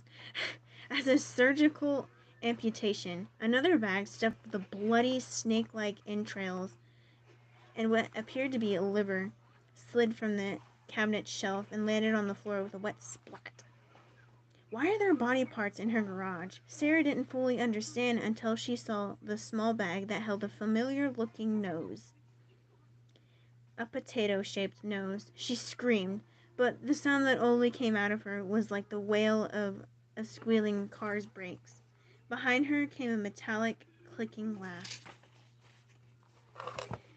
Sarah's lower body was almost immobile, but she dragged herself to face Eleanor. "I made your wish come true, Sarah," the pretty robot said with another metallic giggle. And in return, Sarah noticed something she'd never seen on Eleanor before. A heart-shaped button just below Eleanor's throat that was a double of Sarah's heart-shaped pendant. Eleanor laughed again, then pushed the heart-shaped button. She jerked and shook, but she also vividly softened. Her silver finish turning the pinkish shade of Caucasian skin. In a matter of moments, she was a dead ringer for Sarah. The old Sarah, the real Sarah, the Sarah looking back on it hadn't been so bad looking after all. The Sarah who had spent away way too much time worrying about her appearance. Abby had been right. She had been right about a lot of things. Eleanor pulled an old pair of Sarah's jeans on and one of her sweaters and her tennis shoes. "Well, you certainly made my wishes come true," Eleanor said. Smiling with Sarah's old smile, she pushed a button and opened the garage door. Sunlight flooded in the room, and Sarah gave a little wave and then hopped out into the sunshine down the sidewalk. Sarah's ears filled with a deafening clicking and clanking. She couldn't control her movements. Different rusted material parts disconnected from her and fell clattering to the floor. She was falling apart, collapsing into an ugly trash heap. Hideous, useless collection of garbage to be thrown away and forgotten. An old mirror propped up against the garage. She saw herself. She was no longer a pretty girl or a girl at all. She didn't resemble a human of any kind. She was nothing but a rusty pile of junk. She felt sad, and then scared, and then she felt nothing at all. The end. We are done with that. We are done with that chapter. I didn't think we could pull it off, but we did.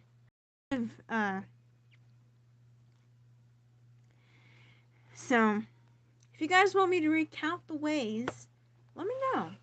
That will be the next book we read. I actually really like this one. I've already read it. I've already read this whole book, front to back. Yeah, but Count the Ways is the next book if you guys want me to read that. I hope you, well, Faz friends, I hope you guys had a Fazerific day. If you want me to read more, leave a like on the video. My voice is starting to get bad. But, if you guys like this video, give it a like. Share it to your friends. No, we're not reading Count the Ways today. That will be some other time. But I hope you guys had a fun time during this 3-hour stream. I hope you guys enjoy my intro for my series tomorrow. I hope my voice actors get some good rest. I hope you guys are excited for 10 a.m. tomorrow.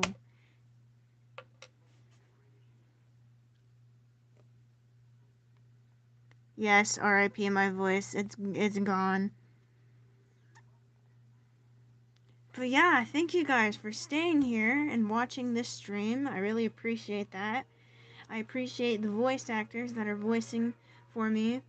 I appreciate, like, all of y'all. Thank you so much for watching. And if you'd like to see it in the next video, bye-bye! Just kidding. But of course, thank you. Thank you guys. I'm gonna go sleep. I'm about to, like, pass out. Yeah, there's only 4 people watching, but good night, guys. I hope you guys sleep good. Get ready for tomorrow, because it's gonna be a big video drop tomorrow. So bye and good night. Sweet dreams. Don't let Freddy Fazbear stomp through your kitchen. Good night.